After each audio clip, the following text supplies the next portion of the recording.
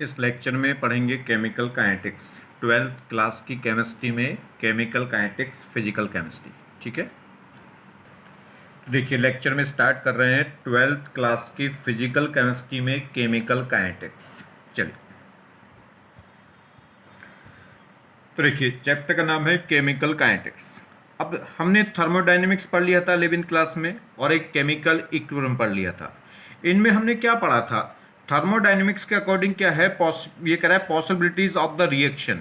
कोई भी reaction spontaneously possible कब थी? जब डेल्टा जी क्या था? अगर हम बात करेंगे डेल्टा जी क्या था? नेगेटिव। अगर डेल्टा जी नेगेटिव है तो उसमें रिएक्शन स्पॉन्टेनियस थी, डेल्टा जी पॉजिटिव था तो रिएक्शन क्या थी? Non spontaneous. तो थर्मोडायनेमिक्स में जो पॉसिबिलिटीज ऑफ रिएक्शन है वो किसके बेसिस पे चलती थी? स्टेबिलिटी ऑफ मॉलिक्यूल्स, मॉलिक्यूल्स की स्टेबिलिटी पे, या जो प्रोडक्ट बन रहा है उसकी स्टेबिलिटी पे। और स्टेबिलिटी किससे पता चलती थी? एक तो एंथैल्पी चेंज से और एक साथ में एंट्रोपी चेंज से। तो फाइनल डेल्टा जी का एक रिलेशन निकल का आता था कि डेल्टा जी इक्वल होगा delta H minus T delta S. तो जो रिएक्शन की किसी भी प्रोडक्ट की जो स्टेबिलिटी है या किसी भी रिएक्शन की जो स्पॉन्टेनिटी है फाइनली डेल्टा जी पे डिपेंड करती थी। और डेल्टा जी किस पे डिपेंड करती थी? एंथैल्पी चेंज पे, एंट्रोपी चेंज पे और साथ में टेम्परेचर पे भी। तो अगर डेल्टा जी नेगेटिव आती थी तो रिएक्शन क्या है? स्पॉन्टेनियसली होती थी given given set of condition पे। और अगर डेल्टा जी प्लस की आ जाए तो गिवन सेट ऑफ कंडीशन पे रिएक्शन क्या होती थी? स्पॉन्टेनियसली। चलिए, तो थर्मोडायनेमिक्स में हम ये चेक करते थे कि रिएक्शन पॉसिबल है कि नहीं, वो गिवन सेट ऑफ कंडीशन पे स्पॉन्टेनियस है कि नॉन स्पॉन्टेनियस है। केमिकल इक्विलिब्रियम में हम क्या देखते थे? केमिकल इक्विलिब्रियम में रिएक्शन देखते थे कि रिएक्शन फॉरवर्ड भागेगी कि बैकवर्ड भागेगी। ठीक है, यही तो हम देखते थे कि रिएक्शन हम जो रिएक्टेंट के बीच में जो रिएक्शन करा रहे हैं उससे प्रोडक्ट बनेगा कि नहीं बनेगा। तो वो क्या बताती थी? इक्विलिब्रियम रिवर्सिबिलिटी को, कि रिएक्शन रिवर्सिबल है कि इरिवर्सिबल। और वो कैसे किससे पता चलते थे? तो डायरेक्शन, तो यहाँ पे जो केमिकल इक्विलिब्रियम से हम पता करते थे डायरेक्शन ऑफ रिएक्शन, कि रिएक्शन की डायरेक्शन क्या होगी? Direction and extent of reaction. Extent of reaction मतलब रिएक्शन प्रोडक्ट की तरफ भागेगी कि रिएक्टेंट की तरफ। तो कहां से पता चलता था? केसी और क्यूसेंट से। केसी अगर क्या है, केसी अगर बड़ा होता था क्यूसेंट से तो क्या होगा? अगर केसी बड़ा है क्यूसेंट से तो रिएक्शन कहां आती थी? बैकवर्ड। और अगर केसी छोटा होता था क्यूसेंट से तो रिएक्शन कहां जाती थी? फॉरवर्ड। चलिए, केमिकल काइनेटिक्स में अब हम क्या पढ़ेंगे? केमिकल काइनेटिक्स में देखेंगे रेट ऑफ रिएक्शन या रेट ऑफ केमिकल रिएक्शन, मतलब रिएक्शन कितने टाइम में कंप्लीट हो रही है, रिएक्शन कितनी फास्ट मूव कर रही है। ये तो रिएक्शन का टाइम, रिएक्शन का कंप्लीट होने का टाइम, या कह सकते हैं रिएक्शन का रेट, या कह सकते हैं रिएक्शन की स्पीड, कौन रिएक्शन कितने टाइम ले रही है कंप्लीट होने में। तो यहां पे हम केमिकल काइनेटिक्स में क्या पढ़ेंगे? रेट ऑफ केमिकल रिएक्शन, या कह सकते हैं स्पीड ऑफ रिएक्शन, या कह सकते हैं टाइम से रिलेटेड कि रिएक्शन कितना टाइम लेगी रिएक्शन को कंप्लीट होने में।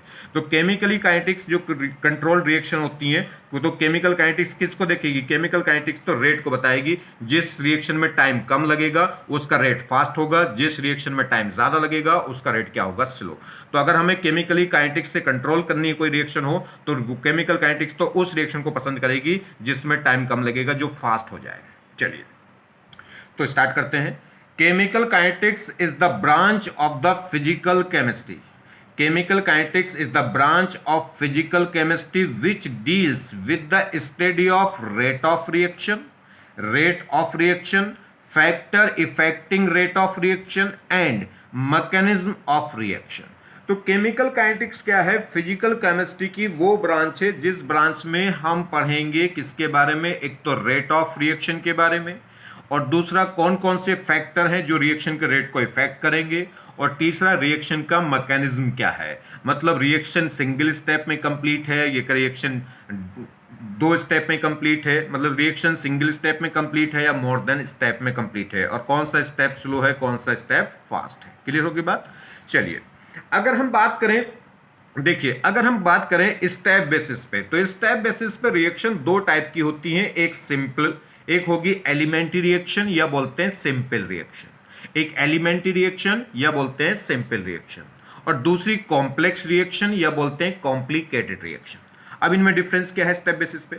ऐसी रिएक्शन जो सिंगल स्टेप में, ऐसी रिएक्शन जो वन स्टेप में क्या हो, कंप्लीट हो जाए, उसे बोलते हैं एलिमेंट्री रिएक्शन या सिंपल रिएक्शन। क्लियर? तो ऐसी रिएक्शन जो सिंगल स्टेप में या कह सकते हैं वन स्टेप में क्या हो जाए, कंप्लीट हो जाए, वो कहलाएगी एलिमेंट्री रिएक्शन या उसे बोलते हैं सिंपल रिएक्शन।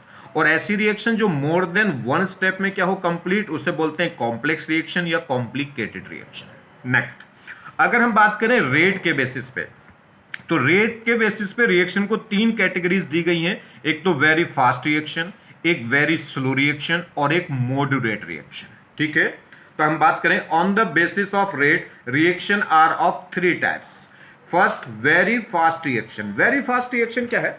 ऐसी रिएक्शन जिन्हें कंप्लीट होने में एक सेकंड का भी बहुत ज्यादा छोटा टाइम लगे, मतलब इमीडिएटली हो जाए। जैसे दो रिएक्टेंट आपस में एकदम कांटेक्ट हुए, एकदम सडनली, जैसे हाथ से पत्थर छूट जाए, हो गया सडनली। ठीक है, तो एकदम जैसे मान लीजिए करंट क्या है, कोई करंट लग जाए, जैसे क्विक, एकदम क्विक, जैसे मान लीजिए करंट का ऑफ ऑन होना एकदम क्विक होता है, इसी तरीके से। तो ऐसी रिएक्शन जिसे कंप्लीट होने में 10 की पावर -14 से लेके 10 की पावर -16 सेकंड लगे, ऐसी रिएक्शन जिसको कंप्लीट होने में 10 की पावर -14 से लेके 10 की पावर -16 सेकंड लगे, यानी कि एक सेकंड का भी कितना छोटा पार्ट है, ऐसी रिएक्शन क्या कहलाती है? Fast reaction. और जनरली ऐसी रिएक्शन किसमें होंगी? आयंस के बीच में। जो आयनिक रिएक्शन है वो क्या होती है? Very fast. क्योंकि आयंस में क्या होगा, जो अपोजिट नेचर के आयंस है, पॉजिटिव नेगेटिव, पॉजिटिव नेगेटिव जो आयंस हैं वो क्या करते हैं, एक दूसरे को स्ट्रॉन्ग इलेक्ट्रोस्टैटिक फोर्स से एक दूसरे की तरफ अट्रैक्ट होते हैं और फटाक से क्या कर जाते हैं, कंबाइन हो जाते हैं, मतलब रिएक्शन दिखा देते हैं। ठीक है, तो आयंस के बीच में जो रिएक्शन होंगी वो वेरी फास्ट होगी, और इनका जो रेट है वो, इनका रेट इतना फास्ट होगा कि इसको कैलकुलेट करना, इसको मेजर करना थोड़ा इम्पॉसिबल होगा। तो इस टाइप की रिएक्शन को केमिकल काइनेटिक्स में हम नहीं पढ़ेंगे। तो देखिए, वेरी फास्ट रिएक्शन क्या है? दीज रिएक्शन, ये कह सकते हैं दोज रिएक्शन, तो these reaction proceed very fast, so it completes in 10 की पावर -14 और 10 की power -16 seconds, therefore rate cannot be determined easily। तो ऐसी रिएक्शन जो बहुत ज्यादा फास्ट हो, जिनका रेट बहुत हाई हो, या कह सकते हैं जिनको कंप्लीट होने में 10 की पावर -14 से लेकर 10 की पावर -16 सेकंड लगे, तो ऐसी रिएक्शन बहुत ज्यादा फास्ट हैं, तो इनके रेट को मेजर नहीं किया जा सकता इजीली। ठीक है, तो ऐसी रिएक्शन क्या कहलाएंगी? Very fast reaction. और इनका रेट को मेजर करना थोड़ा मुश्किल होता है, इसलिए केमिकल काइनेटिक्स के थ्रू इस टाइप की रिएक्शन हम नहीं पढ़ेंगे। और किस टाइप की रिएक्शन होती है ये? एग्जाम्पल अगर देखें तो आयनिक रिएक्शन, आयनिक कंपाउंड के बीच में जो भी रिएक्शन होंगी वो सब क्या होंगी? Very fast. देखिए, जैसे AgCl का एक्वस क्यों? जैसे पानी में डालूंगा तो ये तुरंत आयनाइज हो जाएगा, Ag+ और NO3-। ऐसी NaCl, अगर NaCl को मैं सॉलिड फॉर्म में लूंगा तब तो आयनाइज नहीं होगा, तब तो Na+ और Cl- एक दूसरे से ब्रेक नहीं हो पाएंगे। जैसे ही पानी में डालेंगे तो आयंस की फॉर्म आ जाएंगे, Na+ एक्वस और Cl- एक्वस, और ये प्लस माइनस, इसके प्लस माइनस से क्या कर लेंगे, तुरंत स्ट्रॉन्ग इलेक्ट्रोस्टैटिक फोर्स से एक फास्ट रिएक्शन शो कर देंगे। इसका Ag+ उसके Cl- से कंबाइन होकर AgCl के प्रेसिपिटेट बना देगा, और इसका NO3- उसके Na+ से कंबाइन होकर NaNO3 एक्वस बना देगा। ठीक है, ये जैसे H2SO4, ये स्ट्रॉन्ग एसिड है, स्ट्रॉन्ग एसिड का जब भी एक्वस सॉल्यूशन बनाएंगे तो वो भी क्या होंगे, 100% क्या हो जाते हैं, आयनाइज हो जाते हैं। स्ट्रॉन्ग एसिड, स्ट्रॉन्ग बेस भी क्या होंगे, जैसे इनका एक्वस सॉल्यूशन बनाते हैं तो वो कंप्लीटली आयनाइज हो जाएंगे और आयंस जनरेट करेंगे, और आयंस के बीच में रिएक्शन क्या होगी, फास्ट। ठीक है, तो ये हमारे पास H2SO4 एक स्ट्रॉन्ग एसिड है, जैसे इसका एक्वस सॉल्यूशन बनाऊंगा तो ये हो जाएगा H+ और SO4-2। ऐसी BaCl2, ये भी एक आयनिक कंपाउंड है, जैसे एक्वस सॉल्यूशन बनाऊंगा तो Ba+2 Cl-, तो इसका प्लस उसके माइनस से और इसका माइनस उसके प्लस से कंबाइन होकर क्या बना देंगे, प्रेसिपिटेट। और ये आयंस के बीच में रिएक्शन हो रही है, तो ये क्या कहलाएंगी, वेरी फास्ट। तो इनमें जो टाइम है, इनका रेट बहुत फास्ट होगा, या इनमें कंप्लीट होने में जो टाइम लगेगा बहुत स्मॉल है, इसलिए इनके रेट को डिटरमाइन करना थोड़ा मुश्किल होता है। क्लियर होगी बात? चलिए, तो इस आयनिक कंपाउंड में या स्ट्रॉन्ग एसिड स्ट्रॉन्ग बेस में जो रिएक्शन होगी वो आयनिक रिएक्शन कहलाती है, क्योंकि इनमें आयंस जनरेट होते हैं, और ये क्या होंगी, very fast. Very slow reaction, ऐसी रिएक्शन जिन्हें कंप्लीट होने में कुछ वीक लग जाए, कुछ डे लग जाए, कुछ मंथ लग जाए, कुछ ईयर्स लग जाए, कुछ सेंचुरीज लग जाए। जैसे गैदरिंग ऑफ रॉक, पत्थर का ग्रो करना, ठीक है, या कहें रूम टेम्परेचर पे विदाउट कैटलिस्ट के हाइड्रोजन और ऑक्सीजन का मिलके वाटर बनाना। ये रूम टेम्परेचर पे और विदाउट कैटलिस्ट के कंबाइन होकर वाटर बना ही नहीं पाते, ये रेट इतना स्लो होता है कि सालों लग जाएंगे पानी बनने में। आगे बात समझ में नहीं? ये जैसे हम कह सकते हैं एक एलोट्रोपिक फॉर्म को दूसरे एलोट्रोपिक फॉर्म में कन्वर्ट होना, जैसे डायमंड को ग्रेफाइट में, ग्रेफाइट को डायमंड में कन्वर्ट होना, इसमें क्या लगेगा, एक लॉन्ग टाइम लग जाएगा। आगे बात समझ में? तो इस टाइप की रिएक्शन क्या होती है, जैसे मान लीजिए क्या हो जाए, पुराने अवशेषों का खत्म होना, गलना। ठीक है, तो ये क्या लगता है, एक लॉन्ग प्रोसेस लगता है। तो these reaction proceed very slowly, ये जो रिएक्शन है ये प्रोसीड होंगी बहुत धीमे धीमे। Therefore it get completed in the few days, तो इन्हें कंप्लीट होने में कुछ दिन लग जाते हैं, फ्यू डेज, मंथ और ईयर्स और सेंचुरीज भी लग जाती है, ठीक है। जैसे एग्जांपल है रस्टिंग ऑफ आयरन, या कह सकते हैं रूम टेम्परेचर पे विदाउट कैटलिस्ट के हाइड्रोजन और ऑक्सीजन का आपस में कंबाइन होकर लिक्विड वाटर बनाना। ये भी क्या होगा, जब तक इसे सफिशिएंट टेम्परेचर और कैटलिस्ट ना मिले। कैटलिस्ट कौन होता है इसमें, इलेक्ट्रिक आर्क। जब भी हम किसे क्या करेंगे, इलेक्ट्रिक आर्क देंगे, तभी क्या है H2O2 मिलकर क्या बनाती है, वाटर। और जब तक इलेक्ट्रिक आर्क नहीं होगा तब तक वाटर नहीं बनेगा। देखिए ये इलेक्ट्रिक आर्क का इसमें कोई रोल नहीं है ना, रिएक्टेंट और ये दो रिएक्टेंट आपस में मिलकर वाटर बनाते हैं, और यहाँ पे जो इलेक्ट्रिक आर्क है उसका इसमें कोई रोल भी नहीं होता, मगर उसके बगैर ये बनेगा भी नहीं। ध्यान रखना आप, आगे बात समझनी। ऐसी क्या है हमारे जीवन में, जैसे समझो आप, हमारे जीवन में हम तमाम काम करते हैं, बहुत सारी सोच करते हैं, कुछ सोचते हैं, काम करते हैं, वर्क करते हैं, और कोई वो काम अच्छा होता है तो लगता है कि हम बहुत बढ़िया कर दिया, आपने इनाम मिलना चाहिए, इनाम देते भी हैं लोग। और कुछ खराब हो जाए तो क्या करते हैं, सजा भी दे देते हैं, ठीक। तो इसमें क्या है, लगता है कि हमने कर दिया अच्छा, हमने बेकार कर दिया। ना आपने अच्छा हुआ ना आपने बेकार हुआ। जब तक राम नहीं होगा तो ना कुछ अच्छा होगा ना कुछ बेकार होगा। जिस दिन राम निकल गया उस दिन कुछ भी नहीं होगा। तो ऐसा भ्रम होता है कि हम कर रहे हैं। बेशक ये H2O2 मिलकर वाटर बनाएंगे, मगर जब तक इलेक्ट्रिक आर्क इसको नहीं मिलेगी तब तक ये वाटर कभी नहीं बना सकते। ऐसे जब तक आपको राम नहीं मिलेगा तब तक आप कुछ नहीं कर सकते। तो आपको पढ़ा रहा हूं, बोल रहा हूं, कौन, राम, नाम मेरा, और पढ़ रहे तुम, तो पढ़ने का काम तुम्हारा, मगर पढ़ भी राम रहा है, पढ़ा भी राम रहा है, ठीक है। चलिए तो देखिए H2O2 वाटर बनाएंगी एट ऑर्डिनरी टेम्परेचर और विदाउट कैटलिस्ट। तो ऐसी ये रिएक्शन क्या हो जाएगी, वेरी स्लो। ये रिएक्शन स्लो क्या मतलब हो ही नहीं पाती अगर कैटलिस्ट नहीं मिलेगा तो। क्लियर होगी बात। तो ये रिएक्शन, इस टाइप की रिएक्शन बहुत ज़्यादा स्लो हो जाएंगी, और इस बहुत स्लो हो जाएंगी तो इनका रेट बहुत स्लो होगा। जैसे रस्टिंग ऑफ आयरन भी बहुत स्लो है। अगर आप एक लोहे की छड़ को आप खुले में छोड़ दें तो वहाँ पे क्या है, उस पर जो रस्ट लगेगा, उस पर जो रस्टिंग होगी वो बहुत धीमी होगी, और उस धीमे रेट को मेजर करना भी थोड़ा क्या होगा, मुश्किल होगा, क्योंकि सुबह से शाम तक कोई रस्टिंग उस पर लगती दिखाई नहीं देगी। आपको लगेगी मगर हमें नहीं दिखाई देगी। रियल में हुआ, रस्टिंग हुई, मगर क्या है, हमको मेजर नहीं होगी। आगे बात समझ में नहीं। तो बहुत सारी चीजें ऐसी हैं जो होती हैं मगर हमें दिखाई नहीं देती, और जो ऐसे है कि जो हमें लगता है कि है और वैसा होता नहीं। हमें लगता है कि हम सब कुछ कर रहे हैं मगर फिर भी ये गलत भ्रम है, और लगता है कि राम जी नहीं है मगर हैं, तो ये भी भ्रम है ना होने का। आगे बात समझ में नहीं। चलिए नेक्स्ट देखिए थर्ड। तो हम क्या करेंगे, केमिकल काइनेटिक्स में ना तो वेरी फास्ट रिएक्शन पढ़ेंगे ना वेरी स्लो पढ़ेंगे। क्यों?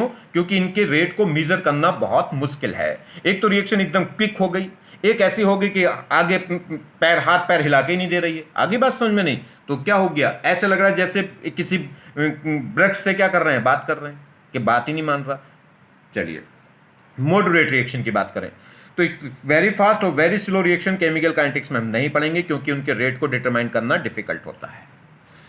मॉडरेट रिएक्शन क्या है, दीज ऐसी रिएक्शन जिन्हें कंप्लीट होने में कुछ सेकंड लगे, कुछ मिनट लगे, कुछ घंटे लग जाएं, तो ऐसी रिएक्शन क्या है, मॉडरेट रिएक्शन होती है। और इनका एग्जाम्पल क्या होता है, कोई भी मोलिकुलर रिएक्शन, जितनी भी हम रिएक्शन सब पढ़ते हैं, ठीक है, केमिस्ट्री में अभी तक जितनी भी रिएक्शन पढ़ी मोस्टली क्या सब वो क्या है, मॉलिकुलर रिएक्शन है, और सब मॉडरेट रिएक्शन है, कुछ सेकंड कुछ मिनट में कंप्लीट हो जाती है। तो moderate reaction, these reaction proceed neither very slow और nor very fast, that is it get complete in few minutes or seconds. Clear? Example, molecular reaction are moderate reaction. जितनी भी molecular reaction है वो सब क्या है, moderate reaction है। और इसी टाइप की रिएक्शन को हम क्या पढ़ेंगे, केमिकल काइनेटिक्स में पढ़ेंगे। तो molecular reaction are moderate reaction, जैसे H2O2 का डिकम्पोजिशन, हाइड्रोजन पेरोक्साइड का डिकम्पोजिशन क्या हो जाएगा, वाटर बन जाएगा, ऑक्सीजन बन जाएगी। या N2O5 का डिकम्पोजिशन हीट कर दें तो इसको ये डिकम्पोज हो जाएगा NO2 + O2। या फिर कह सकते हैं inversion of cane sugar in A aqueous medium, ठीक है, कैन शुगर का ये कह रहा है इन्वर्जन ऑफ कैन शुगर। या कह सकते हैं हाइड्रोलिसिस ऑफ एस्टर का क्या करते हैं, हाइड्रोलिसिस कर दें, हाइड्रोलिसिस मतलब वाटर ऐड कर दें, ठीक है। चलिए अब सुनिए, ये बड़ी इंपॉर्टेंट बात बन सकती है। अगर हम बात करें, आपने फिजिक्स में थोड़ा सा पढ़ा होगा, या मैंने ग्राफ का अलग से एक लेक्चर दिया है, बहुत प्यारा सा। लोगों को ग्राफ में अक्सर दिक्कत होती है, और ग्राफ के बगैर आप क्या कर सकते हैं, कंपटीशन में अच्छी रैंक 100 अंडर 100 रैंक नहीं पा सकते अगर आपको ग्राफ ठीक से नहीं आता। तो ग्राफ आना ही चाहिए। अगर हम बात करें कंसंट्रेशन टाइम, कोई भी ग्राफ है, मान लीजिए ये फिलहाल रिएक्टेंट की कंसंट्रेशन और ये टाइम, तो इसमें एक परपेंडिकुलर एक्सिस है, हॉरिजॉन्टल एक्सिस है, एक कंसंट्रेशन को रिप्रेजेंट कर रही और एक किसको रिप्रेजेंट कर रही, टाइम को। तो कंसंट्रेशन ऑफ रिएक्टेंट, आर मतलब देखिए, आर मतलब है रिएक्टेंट और स्क्वायर ब्रैकेट का मतलब है मोलर कंसंट्रेशन। तो इसे पढ़ेंगे मोलर कंसंट्रेशन ऑफ रिएक्टेंट। तो ये रिएक्टेंट कंसंट्रेशन और टाइम को रिप्रेजेंट कर रहा है, ये ग्राफ, ये ग्राफ है, ये ग्राफ मैं ड्रॉ कर रहा हूं किसके बीच में, कंसंट्रेशन वर्सेस टाइम। अब वो कह रहा है अब किसी भी ग्राफ का स्लोप किस क्वांटिटी को हमें बताएगा। तो किसी भी स्लोप होता है टेन थीटा, टेन थीटा होता है परपेंडिकुलर क्वांटिटी अपॉन बेस। तो परपेंडिकुलर क्वांटिटी को बेस से डिवाइड करके जो नई क्वांटिटी आएगी वही क्या होगा, रेट होगा। तो अगर मैं देखूं चेंज इन कंसंट्रेशन, ये किसको बता रहा है, चेंज इन कंसंट्रेशन को, ये बता रहा है टाइम को। तो concentration upon time, concentration upon time मतलब अमाउंट अपॉन टाइम, अमाउंट में जो चेंज है, कंसंट्रेशन में चेंज है टाइम के साथ में, वो क्या कहलाता है, रेट ऑफ रिएक्शन। वही तो कहलाएगा रेट ऑफ रिएक्शन। क्या होगा, change in concentration per unit time या change in amount per unit time. एक सेकंड में अमाउंट में कितना चेंज हो गया, वही तो रेट कहलाता है। किस एक सेकंड में तुम्हारे पास कितने पैसे बढ़ गए, एक सेकंड में कितने पैसे खर्च हो गए, ये क्या है, रेट है मालदार होने का या गरीब होने का। आगे बात समझ में नहीं। तो ऐसे ही अमाउंट में है कंसंट्रेशन, कंसंट्रेशन में चेंज पर यूनिट टाइम, तो change in concentration upon time, ये कह सकते हैं कंसंट्रेशन अपॉन टाइम क्या कहलाएगा, रेट। तो कंसंट्रेशन टाइम का जो कर्व है उस कर्व का स्लोप हमें क्या बताएगा, स्लोप निकलता है परपेंडिकुलर क्वांटिटी को बेस क्वांटिटी से डिवाइड करिए, परपेंडिकुलर क्वांटिटी है कंसंट्रेशन, बेस क्वांटिटी है टाइम। तो कंसंट्रेशन अपॉन टाइम क्या बताता है, एक नई क्वांटिटी बताता है किसको, रेट ऑफ रिएक्शन को। तो यहां पे क्या होगा, तो कंसंट्रेशन और टाइम का जो स्लोप है वो हमें क्या बताएगा, रेट को बताएगा। अब अगर हम बात करें वेरी फास्ट रिएक्शन, तो वेरी फास्ट रिएक्शन का रेट तो बहुत ज्यादा हाई है। बहुत ज्यादा हाई मतलब कितना हाई हम कह नहीं सकते, इन्फिनिटी मानेंगे, क्योंकि टाइम की जो वैल्यू है वेरी फास्ट रिएक्शन को कंप्लीट होने में टाइम की वैल्यू कितनी, 10 की पावर -14, 10 की पावर -16। और जब कंसिडरेशन के अपोन में 10 की पावर -14 या 16 रखोगे तो ये ऊपर जाएगी, पावर प्लस की हो जाएगी, तो बहुत ज्यादा वैल्यू हो जाएगी। और ये वैल्यू इतनी ज्यादा हो जाएगी, बहुत ज्यादा जीरो है, 16 जीरो का मतलब समझ रहे हैं आप। तो क्या हो गया, तो ये क्या कह सकते हैं, एक तरीके से इनफाइनाइट स्लोप हो गया, यानी कि high, very very high, very very high मतलब इनफाइनाइट। तो इनफाइनाइट स्लोप कब होगा, जब टेन थीटा कितना हो, टेन स्लोप कौन बताता है, टेन थीटा। और थीटा जितना ज्यादा बड़ा होता जाएगा उतना स्लोप बढ़ता जाएगा, क्योंकि जैसे जैसे थीटा बढ़ता है वैसे वैसे टेन थीटा की वैल्यू बढ़ेगी, तो इसका मतलब स्लोप बढ़ेगा। अगर एंगल जीरो है तो स्लोप जीरो, एंगल थोड़ा बढ़ गया तो स्लोप बढ़ गया, एंगल और बढ़ गया तो मैक्सिमम एंगल क्या होगा, 90। और 90 एंगल कब होगा, जब ये ग्राफ बिल्कुल क्या हो जाए, वर्टिकल अप। तो वर्टिकल अप हो जाए, तो वर्टिकल अप, तो जितना वर्टिकल अप हो गया तो हॉरिजॉन्टल से एंगल कितना हो गया इसका, 90। और साइन 90 क्या हो गया, तो टेन थीटा क्या हो जाएगा, टेन 90 क्या हो जाएगा, इनफाइनाइट। मतलब स्लोप क्या हो गया, इनफाइनाइट को लाई करेगा, किसका, वेरी फास्ट का। ठीक, चलिए अब ये परपेंडिकुलर जो ग्राफ है वो मैंने यहां क्यों खींचा, यहां भी तो खींच सकता था, यहां भी खींच सकता हूं, यहां भी वर्टिकल लाइन ही तो खींचनी है, तो यहां क्यों नहीं खींच रहे। तो यहां तो यार जब खींचेंगे ये जीरो टाइम, ये जीरो टाइम, और ये हो गया 5 सेकंड, 5 सेकंड तक चलेगी कहां रिएक्शन, वो तो जीरो टाइम पे ही बस ऑलमोस्ट क्या हो गई, खत्म हो गई। तो इसलिए क्या होगा, ग्राफ भी यहीं जीरो टाइम से लगता हुआ खींचेगा वर्टिकल। आगे बात समझ में नहीं, क्योंकि रिएक्शन चल ही कहां पाएगी 5 सेकंड तक। अगर मान लो यहां सेकंड जीरो, यहां 1 सेकंड या 2 सेकंड, तो 1 सेकंड तक कहां खींचेगी वो वेरी फास्ट रिएक्शन, वो तो क्विक हो जाती है। तो इसलिए ग्राफ भी कहां होगा, जीरो टाइम पे ही खींच दो बस वर्टिकल। तो जीरो टाइम पे से स्टार्ट होगा और कैसा होगा, वर्टिकल। वर्टिकल क्यों, क्योंकि स्लोप क्या होना है, इनफाइनाइट, मतलब 9 एंगल क्या रखना है, 90। देखिए ये क्या है, very slow reaction. Very slow reaction मतलब रेट ऑलमोस्ट जीरो, चल ही ना रहा आगे को। तो जब रेट जीरो, इसका मतलब स्लोप क्या होना चाहिए, जीरो। स्लोप जीरो कब होगा, जब टेन थीटा क्या हो, जब थीटा क्या हो, जीरो। तो टेन, क्योंकि टेन जीरो क्या हो जाएगा, ऑलमोस्ट जीरो, तो ये एंगल क्या होगा, ऑलमोस्ट हॉरिजॉन्टल। ये ग्राफ कैसा रहेगा, हॉरिजॉन्टल। हॉरिजॉन्टल मतलब हॉरिजॉन्टल एक्सिस से क्या रहेगा, हॉरिजॉन्टल एक्सिस से कितना रहेगा, स्लोप क्या रहेगा, जीरो। क्योंकि कंसंट्रेशन टाइम का जो ग्राफ है वो हमें क्या बताएगा, इस कंसंट्रेशन और टाइम का जो स्लोप है वो हमें बताएगा रेट। और वेरी स्लो रिएक्शन में रेट ऑलमोस्ट क्या होता है, जीरो। और रेट जीरो का मतलब स्लोप क्या रहेगा, जीरो। और स्लोप जीरो कब होता है, जब हॉरिजॉन्टल हो। ठीक है, यहां से कह सकते हैं, यहां से कह सकते हैं, वो डिपेंड करेगा रिएक्टेंट का अमाउंट कितना था। आपने रिएक्टेंट का अमाउंट 2 मोलर लिया, यहां से मान लो 3 मोलर लिया तो यहां से शुरू होगा, 1 मोलर लिया तो यहां से शुरू होगा। आगे बात समझ में नहीं। चलिए दूसरा, मॉडरेट। मॉडरेट के केस में क्या होगा, रिएक्शन कुछ देर तक चलेगी, तो 0 सेकंड से 1 सेकंड, 2 सेकंड, 3 सेकंड, 5 सेकंड चली रिएक्शन। तो और ग्राफ भी क्या होगा, जैसे जैसे रिएक्शन चलेगी तो रिएक्टेंट किस में कन्वर्ट होता जाएगा, प्रोडक्ट में, प्रोडक्ट में, प्रोडक्ट में। तो रिएक्टेंट का अमाउंट क्या होता जाएगा, कम। कोई भी रिएक्शन प्रोसीड हो रही तो रिएक्टेंट का कंसंट्रेशन क्या होती जाएगी, कम। और कब तक रिएक्शन चलेगी, जब तक रिएक्टेंट बचा। और जब तक सारा का सारा रिएक्टेंट जैसे प्रोडक्ट में कन्वर्ट हो जाएगा तो रिएक्टेंट खत्म, रिएक्टेंट खत्म तो रिएक्शन भी बंद। ठीक है। तो इसमें क्या होगा, टाइम बढ़ेगा तो रिएक्टेंट की कंसंट्रेशन कम होगी, तो ग्राफ इस टाइप से आता जाएगा। तो ये किसका हो गया, मॉडरेट रिएक्शन। क्लियर हो गई बात। अब इसमें क्या है, अगर मुझे रेट, इस कंसंट्रेशन टाइम का जो स्लोप है वो क्या बताता है मुझे, रेट। अगर मैं किसी पॉइंट की टेंजेंट, किसी भी कर्व का स्लोप कैसे कौन बताएगा कैसे निकालेंगे, उसकी टेंजेंट से। अगर किसी इस पॉइंट का टेंजेंट में खींच दूं तो इस किसी पर्टिकुलर पॉइंट की टेंजेंट खींचूंगा, मतलब किसी पर्टिकुलर पॉइंट का स्लोप, और किसी पर्टिकुलर पॉइंट का स्लोप निकालूंगा। जो टेंजेंट है, किसी पॉइंट पर मैं टेंजेंट ड्रॉ कर दूं तो वो टेंजेंट बताएगी उस पॉइंट का स्लोप, और उस पॉइंट का स्लोप मतलब उस पॉइंट का रेट। ठीक, और उस किसी पर्टिकुलर टाइम पे किसी पर्टिकुलर पॉइंट का रेट क्या कहलाता है, इंस्टेंटेनियस रेट। ठीक है, उसे लिख देंगे डीसी अपॉन dt।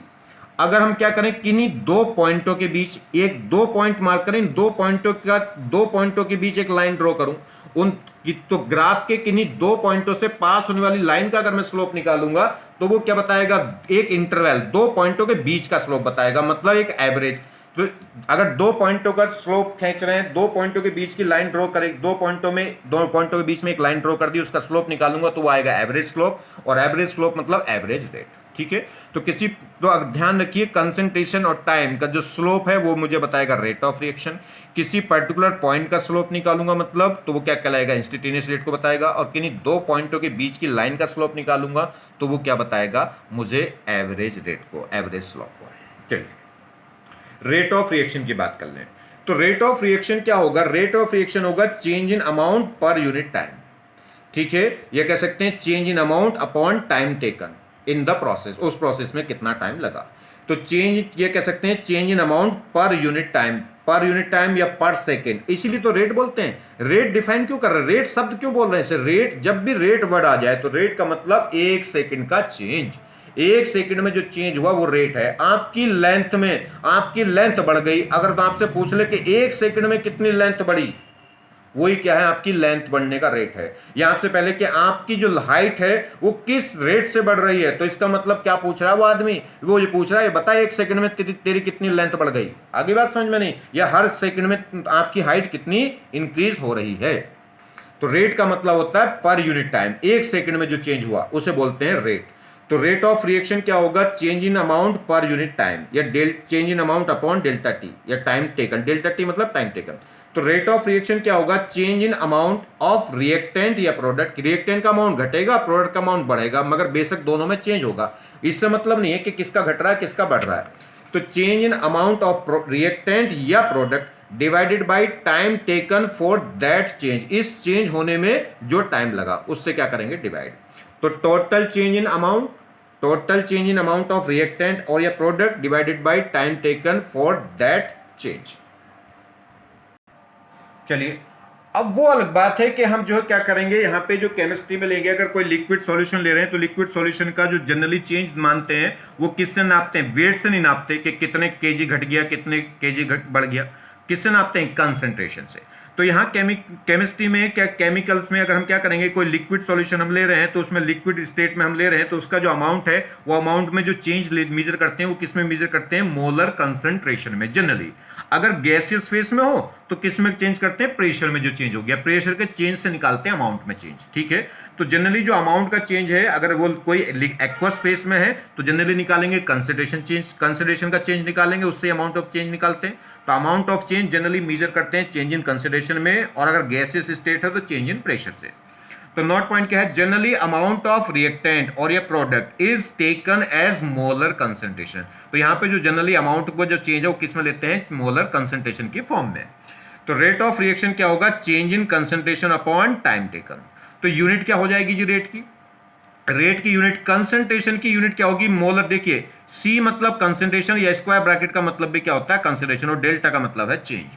तो change in concentration per unit time is called rate of reaction. अब देखिए यूनिट क्या होगी इसकी, कंसंट्रेशन की यूनिट होती है मोलर, और टाइम की क्या होगी, सेकंड। तो मोलर पर सेकंड, अब टाइम सेकंड में भी ले सकते हैं, मिनट में भी ले सकते हैं, आवर्स में भी ले सकते हैं। तो कुल मिला के क्या है, कंसंट्रेशन अपॉन टाइम, कंसंट्रेशन की यूनिट अपॉन टाइम की यूनिट, ये क्या होगा, रेट की यूनिट हो जाएगी। तो रेट ऑफ रिएक्शन की यूनिट, किसी का भी रेट हो, रिएक्शन का रेट हो, रिएक्टेंट का रेट हो, प्रोडक्ट का रेट हो, तो रेट ऑफ रिएक्शन की यूनिट क्या हो जाएगी, कंसंट्रेशन अपॉन टाइम की यूनिट। और कंसंट्रेशन की यूनिट होगी मोल, मोल पर लीटर कह सकते हैं या मोलर। तो कंसंट्रेशन की यूनिट होगी मोल पर लीटर, और टाइम को अगर सेकंड में ले लूं तो क्या हो जाएगा, टी इनवर्स बोल दिया, मतलब सेकंड टाइम इनवर्स, मतलब वो सेकंड में भी ले सकते हैं, मिनट में भी ले सकते हैं, आवर्स में ले सकते हैं। तो अगर कंसंट्रेशन की यूनिट हो गई मोल पर लीटर और अपॉन में क्या हो जाएगा, टाइम इनवर्स, या कह सकते हैं सेकंड इनवर्स। या मोलर कंसंट्रेशन को भी क्या बोल सकते हैं, मोल पर लीटर को क्या बोल सकते हैं, मोलर, इसे क्या डिफाइन कर देते हैं, मोलर भी कह सकते हैं, तो मोलर टाइम इनवर्स। चलिए, अगर वो गैसियस फेस में हुआ, गैसियस फेस में हुआ तो अमाउंट किस में ली जाएगा, चेंज इन प्रेशर में।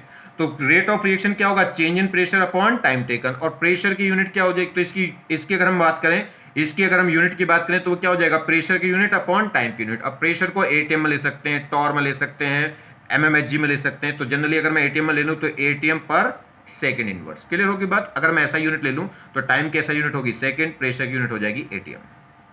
ठीक है, चलिए, तो अगर हम बात करें तो अब देखिए, अब एक और बात है, ये क्या कहलाएगा, डेल्टा मतलब चेंज, आर मतलब रिएक्टेंट, और स्क्वायर ब्रैकेट मतलब कंसंट्रेशन। तो रिएक्टेंट की कंसंट्रेशन, आर का स्क्वायर ब्रैकेट इसका मतलब है कंसंट्रेशन ऑफ रिएक्टेंट, और डेल्टा का मतलब हो गया change in concentration of reactant. जब भी आप रेट ऑफ रिएक्शन निकालेंगे तो आएगा change in concentration upon time taken. अब रिएक्टेंट की टर्म्स में निकाल रहे हैं कि रिएक्टेंट की अमाउंट का चेंज ले रहे हैं, तो वो रेट ऑफ रिएक्शन किससे आएगा, change in consideration of reactant upon time taken. मगर जब भी रिएक्टेंट्स की टर्म्स होगी तो एक माइनस साइन लग जाएगा। क्यों, क्योंकि देखिए, अगर मैं थोड़ी देर के लिए इस माइनस साइन को हटा दूं तो change in consideration of reactant upon time taken, reactant time के साथ में घटता जाएगा क्योंकि रिएक्टेंट प्रोडक्ट में कन्वर्ट होता जाता है, तो रिएक्टेंट का अमाउंट डिक्रीज होगा, अमाउंट डिक्रीज होगा तो change in consideration of reactant क्या होगी, नेगेटिव की आएगी, क्योंकि चेंज आएगा फाइनल माइनस इनिशियल, और इनिशियल अमाउंट ज्यादा होगा रिएक्टेंट का, फाइनल कम होगा, तो ये कैसा आएगा, माइनस का। और जब ये रिएक्टेंट की कंसिडरेशन में जो चेंज आएगा ओवरऑल माइनस का आएगा, और माइनस का आएगा तो रेट क्या हो जाएगा, माइनस। अब रेट माइनस होता नहीं, ध्यान रखना, रेट एक पॉजिटिव क्वांटिटी है, जीरो हो सकती है मगर क्या होगा, नेगेटिव नहीं होगा। तो इसे नेगेटिव ना होने के, इसे पॉजिटिव करने के लिए एक एडिशनल नेगेटिव चार्ज लगाना पड़ेगा। तो अगर आप जब भी रिएक्शन का रेट लिखेंगे रिएक्टेंट की टर्म्स में तो उससे पहले क्या लगाएंगे, एक माइनस साइन। तो change in consideration of reactant upon time taken, उससे पहले क्या लगा देंगे, माइनस साइन, अगर रिएक्टेंट की टर्म्स में ले रहे हैं। और इसे क्या पढ़ेंगे, इसे पढ़ेंगे rate of disappearance of reactant. तो ये माइनस साइन इंडिकेट कर रहा है कि रिएक्टेंट की कंसिडरेशन लगातार डिक्रीज हो रही, मतलब रिएक्टेंट लगातार क्या हो रहा है, डिसअपेयर। तो इसे क्या पढ़ेंगे, इसे पढ़ेंगे rate of disappearance of reactant. चलिए, तो डेल्टा पी अगर बात करें change in consideration of product, तो change in consideration in product, तो डेल्टा पी तो क्या है, change in consideration of product, जो कैसी होगी, प्लस की, क्योंकि प्रोडक्ट रिएक्शन फॉरवर्ड भागेगी तो रिएक्टेंट से प्रोडक्ट बनेगा, तो प्रोडक्ट लगातार बढ़ता जाएगा, तो ये चेंज होता है प्लस का। ये क्या है, डेल्टा आर, ये क्या कहलाएगा, change in consideration of reactant. चलिए, बस अगर प्रोडक्ट की टर्म्स में लिखेंगे तो पॉजिटिव साइन रहेगा, मगर रिएक्टेंट की टर्म्स में लिखेंगे तो पहले क्या आ जाएगा, माइनस साइन, और ये माइनस साइन इंडिकेट करेगा कि रिएक्टेंट लगातार डिसअपेयर हो रहा है। अगर प्रोडक्ट की टर्म्स में है तो क्या रहेगा, पॉजिटिव साइन, और वो पॉजिटिव साइन इंडिकेट करेगा कि प्रोडक्ट क्या हो रहा है, अपीयर हो रहा है। चलिए, फॉर गैसियस रिएक्शन, अगर गैसियस रिएक्शन के लिए बात करें तो गैसियस रिएक्शन के लिए रेट ऑफ रिएक्शन क्या होगा, चेंज इन अमाउंट, और अमाउंट जब गैसियस स्टेट में है तो अमाउंट किस में लिया जाएगा, पार्शियल प्रेशर, तो change in partial pressure of reactant और या product divided by time taken.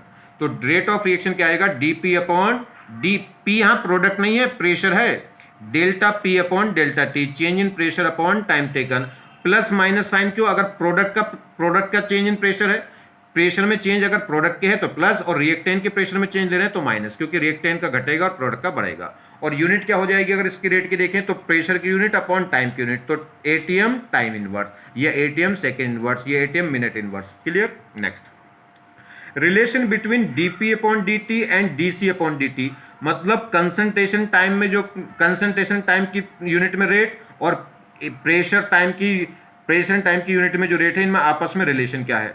तो देखिए, जनरली क्या होगा, रेट ऑफ रिएक्शन अगर कंसंट्रेशन के टर्म्स में लिखें तो वो डीसी अपॉन डी होता है, डीसी अपॉन डी होता है। चलिए, अब क्या करें, इस कंसंट्रेशन को किस में ले आए, प्रोडक्ट की टर्म्स में लाएं, किसकी, प्रेशर की टर्म्स में लाएं।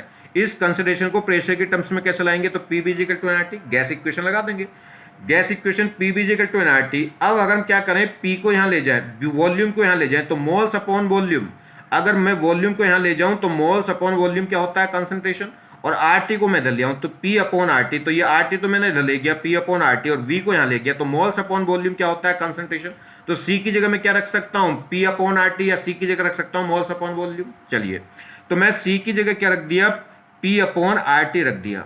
अब R और T तो फिक्स है, तो ये तो इसका तो डिफरेंशिएशन होगा नहीं, इसमें तो कोई चेंज होगा नहीं, तो इसे तो बाहर निकाल लीजिए। तो क्या होगा 1 अपॉन आर टी तो बाहर आ गया, तो ये क्या बचेगा D P upon D T. तो D C upon D T की जगह हम क्या लिख सकते हैं 1 upon R T D P upon D T.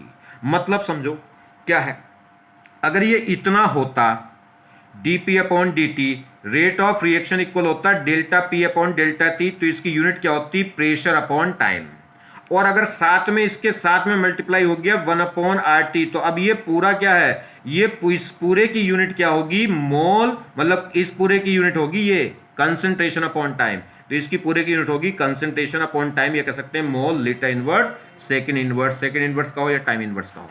Clear. तो ये किसके इक्विवेलेंट है D C upon D T के, मतलब ये रेट ऑफ रिएक्शन निकलेगा किसकी टर्म्स में प्रेशर की टर्म्स में, मगर यूनिट जो होगी वो किस में होगी कंसंट्रेशन पर टाइम्स में, क्योंकि अपॉन में क्या ले लिया 1 अपॉन आर टी। हाँ अगर ये 1 अपॉन आर टी नहीं है तब वो pure DP upon D C है, तब उस केस में यूनिट क्या होगी प्रेशर अपॉन टाइम। आगे बात समझ में, जैसे कभी कभी मोल में दे दे, मोल्स कंसंट्रेशन ना देके मोल्स दे दे, तो कंसंट्रेशन की जगह आप क्या रख सकते हो, देखिए अगर बात करूं रेट ऑफ रिएक्शन तो वो क्या था D C upon D T था, और सी की जगह मैं क्या रख सकता हूं, सी की जगह मैं रख सकता हूं मोल्स अपॉन वॉल्यूम। वॉल्यूम तो कंटेनर का फिक्स है, कंटेनर का वॉल्यूम फिक्स है, तो वॉल्यूम का तो डिफरेंशिएशन होगा नहीं, तो 1 अपॉन बी, और ये क्या हो जाएगा D N upon D T, मतलब मोल्स अपॉन वॉल्यूम। तो ये मोल्स की टर्म्स में है, मगर इसकी यूनिट है कितनी, इसकी यूनिट मोल्स अपॉन टाइम नहीं होगी। अगर इतना होता तो मोल्स अपॉन टाइम, मगर साथ में वी है तो ये इसकी यूनिट क्या होगी कंसंट्रेशन अपॉन टाइम सी होगी। आगे बात समझ में नहीं, तो रेट ऑफ रिएक्शन ध्यान रखिए, रेट ऑफ रिएक्शन वो इक्वल होगा delta C upon delta T या D C upon D T, और उसे अगर हमें किस लिखना प्रेशर के टर्म मोल्स की टर्म में लिखना तो 1 upon B D N upon D T, D N का हो या डेल्टा का हो, और अगर हमें प्रेशर की टर्म्स में लिखना तो 1 अपॉन आर टी और इनटू क्या होगा D P upon D T. ठीक, ये पूरी एक इक्वेशन आप ध्यान रखिए। अगर मैं बात करूं इतने की, इसकी यूनिट क्या है कंसंट्रेशन अपॉन टाइम, इसकी भी पूरे की यूनिट कितनी है कंसंट्रेशन अपॉन टाइम्स, और इसकी भी पूरे की यूनिट कितनी है कंसंट्रेशन अपॉन टाइम्स। अगर इसे हटा के इसकी यूनिट पूछूं तो क्या होगा प्रेशर अपॉन टाइम्स, इसकी यूनिट पूछूं तो मोल्स अपॉन टाइम। ये रेट होगा मोल्स अपॉन टाइम में, और ये पूरा रेट होगा कंसंट्रेशन अपॉन टाइम्स में। ये रेट होगा प्रेशर अपॉन टाइम्स में, और ये पूरा रेट होगा कंसंट्रेशन अपॉन टाइम्स में। अब देखिए टाइप ऑफ रेट, रेट वैसे तो 32 टाइप के डिवाइड कर सकते हैं, मगर जनरली 2 टाइप के होंगे, एवरेज रेट और इंस्टेंटेनियस रेट। एक इनिशियल रेट भी बोल देते हैं, नहीं कि स्टार्टिंग रेट, ठीक है, बिल्कुल स्पीड की तरह जैसे आपने काइनेमेटिक्स में पढ़ा होगा। तो average rate of A reaction, average rate क्या होता है किसी इंटरवल ऑफ टाइम, किसी इंटरवल ऑफ टाइम के लिए, मान लीजिए कोई रिएक्शन हो रही 2 बजे स्टार्ट हुई 4 बजे खत्म हो गई, तो 2 बजे से 3 बजे के बीच का रेट बता भाई। अगर वो कह रहा है कि 2:20 पे कितना रेट है सिर्फ वही बताना है, तो इसका मतलब किसी पर्टिकुलर इंस्टेंट पे रेट बताना है, तो वो कहलाएगा इंस्टेंटेनियस रेट। और वो कह रहा है कि ओवरऑल क्या है, अगर हम कह रहे हैं कि एक इंटरवल का मतलब 2 बजे से लेके 3 बजे तक के बीच का रेट बताओ, एवरेज कितना है। जैसे आप किसी कार से गए, किसी कार से आप क्या करें 100 किलोमीटर गए, 100 किलोमीटर गए, आपकी स्पीड क्या है कभी 0 रहेगी, जब आज स्टार्ट करें तो स्पीड 0 थी, कुछ समय बाद स्पीड 20 मीटर पर सेकंड की भी होगी, कुछ में 40 की भी होगी, कहीं 80 की भी होगी, कहीं 50 की भी होगी, कहीं बीच में फिर 0 की भी हो जाएगी, कहीं मोड़ आ जाए तो फिर स्पीड घट जाएगी, कहीं आप रुक जाएं चाय पीने तो स्पीड कम हो जाएगी, फिर आप, अरे बात समझ में नहीं, तो क्या होगा डिफरेंट स्पीड होगी। तो अलग अलग टाइम पे जो स्पीड है वो तो कहलाती है इंस्टेंटेनियस स्पीड।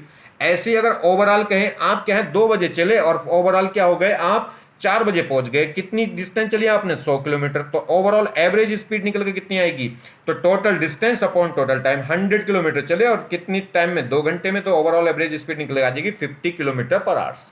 ये एवरेज स्पीड निकल के आ गई। क्लियर होगी बात। अब सुनिए, अब 50 किलोमीटर पर सेकंड ये तो एवरेज निकल के आ गई, मगर एवरेज मतलब किसी टाइम इंटरवल के बीच में। अब वो आपसे पूछे कि 2:20 पे क्या स्पीड थी, 3 बजे क्या स्पीड थी, तो वो 0 भी हो सकती है, वो 60 भी हो सकती है, 50 भी हो सकती है, कुछ भी हो सकती है। आगे बात समझ में।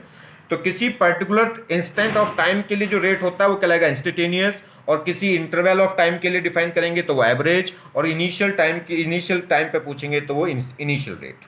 चलिए, तो एवरेज रेट ऑफ रिएक्शन क्या है, आर से आर बार, बार मतलब एवरेज, या तो आर एवरेज लिखिए या आर के ऊपर क्या लगाइए बार, या ऐसे भी लिख सकते हैं आर के आगे, इसको ऐसे बंद कर दें तो इसका मतलब भी होता है एवरेज। तो rate of reaction which is determined in any interval of time during the reaction. तो जिस टाइम इंटरवल में रिएक्शन चल रही है, पता लगा आपसे कोई पूछे कि आप 2 बजे चले थे कार से और 4 बजे पहुंच गए, आपसे कहें, आपसे कोई पूछे कि 4 बजे से 5 बजे के बीच का एवरेज रेट बताओ, अरे उस टाइम के दौरान मैंने जर्नी की ही नहीं, उस दौरान आप कार में थे ही नहीं, कार चली नहीं, तो उस समय का क्या एवरेज रेट बताना। तो एवरेज रेट बताना है किसी टाइम इंटरवल का, मगर वो टाइम इंटरवल भी कौन सा होना चाहिए, उस टाइम के बीच का होना चाहिए जिस टाइम रिएक्शन इन्वॉल्व हो रही थी, मतलब रिएक्शन प्रोसीड हो रही थी। तो क्या है रेट ऑफ रिएक्शन, तो rate of reaction which is determined in any interval of time during the reaction, reaction के ड्यूरिंग किसी भी इंटरवल ऑफ टाइम का जो रेट है वो क्या कहलाएगा, एवरेज रेट। जैसे तो एवरेज रेट क्या होगा, total change in consideration upon total time taken. तो टोटल चेंज किससे आएगा, फाइनल माइनस इनिशियल। ये T1 माइनस T2 कह रहा है, ऐसे भी कह सकते हैं T2 माइनस T1, तो ये जनरली वैसे फाइनल माइनस इनिशियल। अब वो रिएक्टेंट के लिए होगा तो ऑब्वियसली बात है माइनस का निकल का आया होगा, और माइनस का निकल का आया होगा तो एक माइनस साइन लगा देंगे जिससे वो प्लस हो जाएगा। या फिर आप क्या करेंगे, रिएक्टेंट के लिए निकालेंगे तो अगर प्रोडक्ट फाइनल, तो आप जनरली एक ही कॉन्सेप्ट बनाए, फाइनल माइनस इनिशियल और upon total time, total time किससे आएगा, T2 माइनस T1। चलिए जी, तो जैसे एवरेज रेट अगर रिएक्टेंट की टर्म्स में लिख रहे हैं तो फाइनल माइनस इनिशियल, और रिएक्टेंट की टर्म्स में आएंगे तो ये चेंज आएगा फाइनल माइनस इनिशियल का, वो कैसा आएगा, नेगेटिव। तो उस नेगेटिव को पॉजिटिव बनाने के लिए क्या करेंगे, एक माइनस साइन लगा देंगे, और ये माइनस साइन इंडिकेट करेगा कि रेट ऑफ ये क्या, रिएक्टेंट की रिकंसिडरेशन लगातार डिक्रीज हो रही है, मतलब डिसअपियर है। अगर आप इनिशियल माइनस फाइनल करोगे तो फिर ये माइनस साइन लगाने की जरूरत नहीं, क्योंकि आपने इनिशियल माइनस फाइनल करा, आप वैसे उल्टा कर दिया। चलिए, तो देखिए जैसे हमारे पास ये कंसिडरेशन ऑफ रिएक्टेंट है, आर मतलब रिएक्टेंट और स्क्वायर ब्रैकेट मतलब कंसिडरेशन, और ये क्या दे रखा है, टाइम।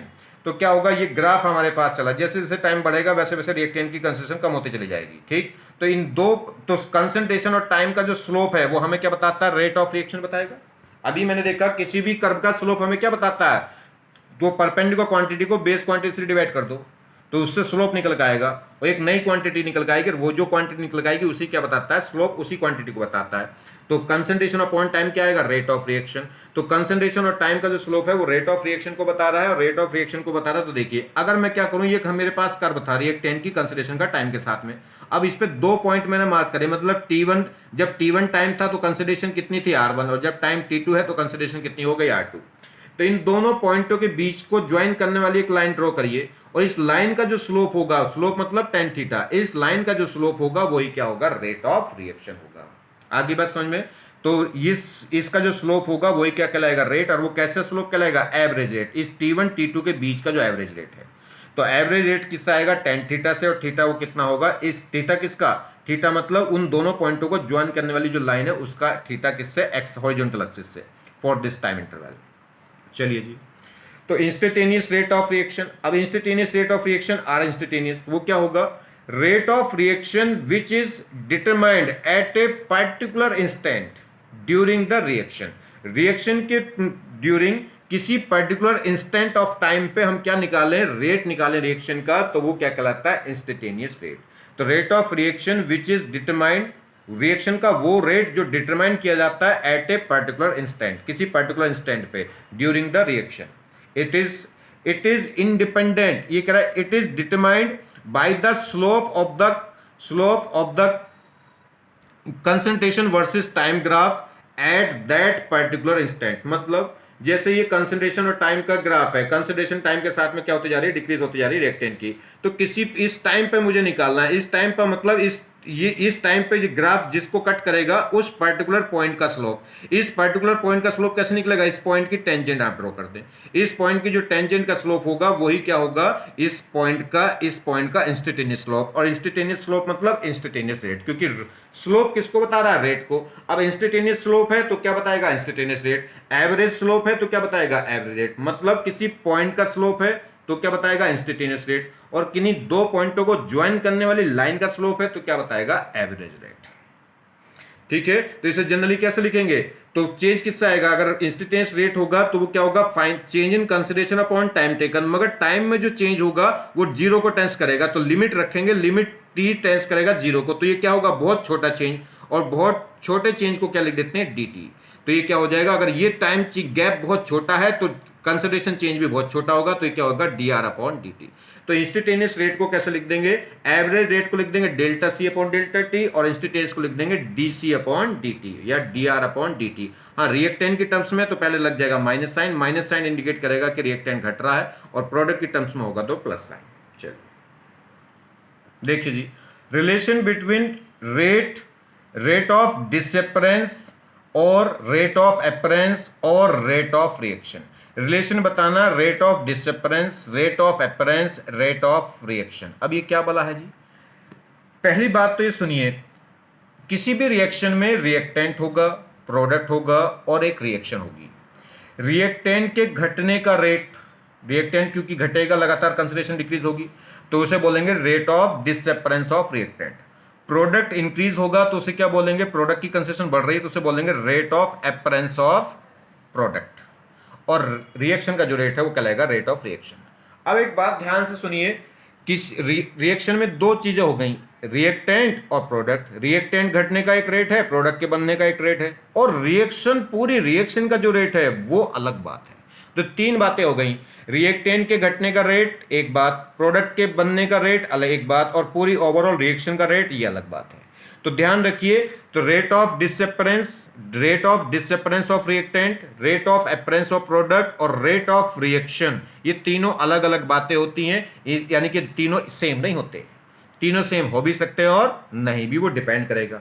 तो इसलिए इनके बीच में क्या निकालना, रिलेशन। जरा देखें, जैसे केस फर्स्ट, हमारे पास एक रिएक्शन है A प्लस बी, इससे क्या बना C। तो A भी रिएक्टेंट है, B भी रिएक्टेंट है और C क्या है, प्रोडक्ट है। इनिशियल मान लीजिए, इनिशियली इनका अमाउंट, इनकी इनिशियल कंसिडरेशन, इसकी A थी, इसकी B थी, उसकी 0 थी। रिएक्शन स्टार्ट हुई, कुछ समय बाद, T समय बाद इसमें से कितना घट गया, X, इसका कितना घटा X, इसका कितना बना X। ये कैसे पता चला जी, अगर इसमें से X घट रहा है तो इसका भी X घटेगा। ये कैसे पता चलेगा, इनकी स्टोइचियोमेट्री से। ये आपने केमिकल इक्विलिब्रियम में मैंने पढ़ाया रखा आपको 11th क्लास में। तो देखिए, अगर इसके स्टोइचियोमेट्री रेशियो कितना, 1:1:1, तो अगर इसका एक आदमी जा रहा है रिएक्शन में, इसका भी एक आदमी जा रहा है बस में, इसका भी एक आदमी, तो अगर इसका एक टिकट कटेगा तो उसका भी एक टिकट, क्योंकि इसका भी एक कैंडिडेट है, इसका भी एक। स्टोइचियोमेट्रिक कोएफिशिएंट 1:1:1 है। तो अगर इसका एक मोल के लिए अगर इसमें से एक्स घट रहा है तो इसके लिए भी एक मोल के लिए एक्स घटेगा, और इसके भी एक मोल के लिए कितना बनेगा, एक्स। चलिए, तो ये इन मोलर कंसिडरेशन। अब मैं रेट देखूं, तो रेट ऑफ डिसअपरेंस ऑफ ए, क्योंकि ए लगातार घट रहा है तो उसे क्या पढ़ेंगे, रेट ऑफ डिसअपरेंस ऑफ ए। तो वो क्या होगा, change in consideration of A upon time taken. या कह सकते हैं, इससे जब भी ए की टर्म्स में लिखूंगा तो होगा delta A upon delta T, मगर कंसिडरेशन में चेंज ऑफ ए, उस ये रिएक्टेंट है तो इसे क्या लगा देंगे, माइनस का साइन, और वो प्लस कर देगा। तो ओवरऑल चेंज कितना हुआ, एक्स का हुआ। तो क्या होगा, चेंज कितना, एक्स कितना चेंज हुआ, एक्स का, और कितने टाइम में, टी टाइम में। तो इसका रेट कितना हो गया, एक्स अपॉन टी। इसे रेट ऑफ डिसअपरेंस ऑफ ए क्यों बोल रहा हूं, क्योंकि ए की कंसिडरेशन घट रही है, इसलिए रेट ऑफ डिसअपरेंस। तो वो कितना हो गया, X upon T. Rate of disappearance of B, तो बी का भी कितना अमाउंट घटा है जी, एक्स। कितना चेंज हुआ, एक्स, और कितने टाइम में, टी टाइम में। तो इसका भी रेट आ गया एक्स अपॉन टी। तो ये दोनों बराबर आ गए। ऐसी rate of appearance of C, appearance क्यों, क्योंकि ये प्रोडक्ट बढ़ रहा है, तो कितने का चेंज हो गया इसमें, कितने अमाउंट बढ़ गया, एक्स अमाउंट बढ़ गया।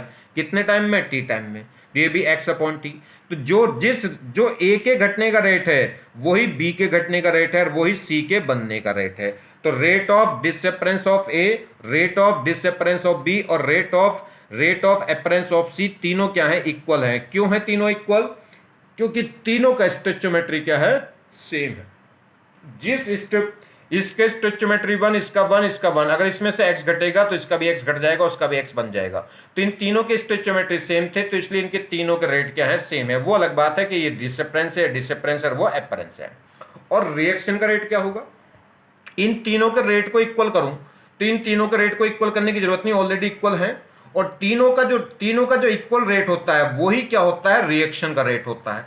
अगर मैं रेट ऑफ रिएक्शन देखूं तो रेट ऑफ रिएक्शन क्या होगा, वो rate of disappearance of A के इक्वल होगा। और रेट ऑफ रिएक्शन देखो अगर बी की टर्म्स में, तो जो बी के डिसअप होने का रेट है वही रिएक्शन का रेट है। अगर सी की टर्म्स में रिएक्शन का रेट देखूं तो रेट ऑफ रिएक्शन वही होगा जो सी के एम्पेयर होने का रेट होगा, ऐसा। और कितना होगा, एक्स अपॉन टी।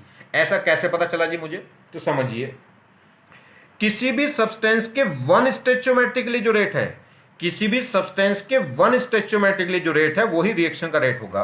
अब इस समय मेरे पास ए के डिसेपर होने का जो रेट है वो x अपॉन टी है, वो कितने स्टोइचियोमेट्रिकली है, वन के लिए, और वन स्टोइचियोमेट्रिकली जो रेट होगा वही क्या होता है, रिएक्शन का रेट होगा।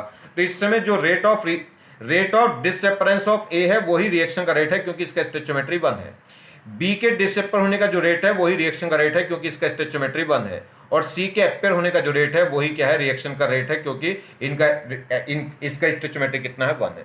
तो इन तीनों के रेट आपस में भी इक्वल है और तीनों के रेट ऑफ रिएक्शन के इक्वल है, क्योंकि रेट ऑफ रिएक्शन का रेट होता है किसी भी सब्सटेंस के वन स्टोइचियोमेट्रिकली जो रेट है वही रिएक्शन का रेट है।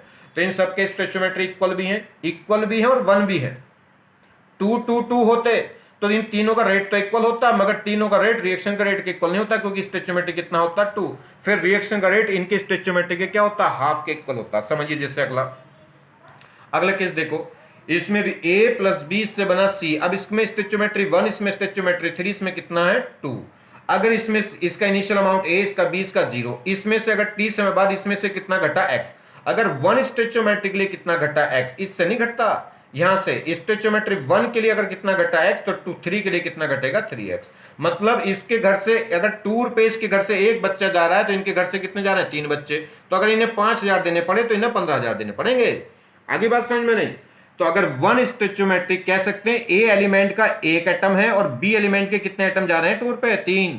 तो अगर इसने x रुपए खर्च करने पड़ेंगे तो उन्हें 3x रुपए खर्च करने पड़ेंगे। तो अगर वन स्टोइचियोमेट्रिक के लिए कितना घटा x तो 3 के लिए कितना घटेगा 3x, और 2 के लिए कितना बनेगा 2x। अब समझिए, तो अगर मैं रेट देखूं, रेट ऑफ डिसअपरेंस ऑफ ए, तो ए का कितना अमाउंट चेंज हुआ x, तो x अपॉन टी, x हुआ कितने टाइम में, t टाइम में। Rate of disappearance of B निकालूं तो कितना अमाउंट चेंज हुआ, 3x का चेंज हुआ t में, तो 3x अपॉन टी। और रेट ऑफ अपरेंस ऑफ सी निकालूं तो कितने का चेंज हुआ, 2x का हुआ, तो 2x अपॉन टी। तो इस ए के डिसेपर होने का रेट कितना है, x अपॉन टी।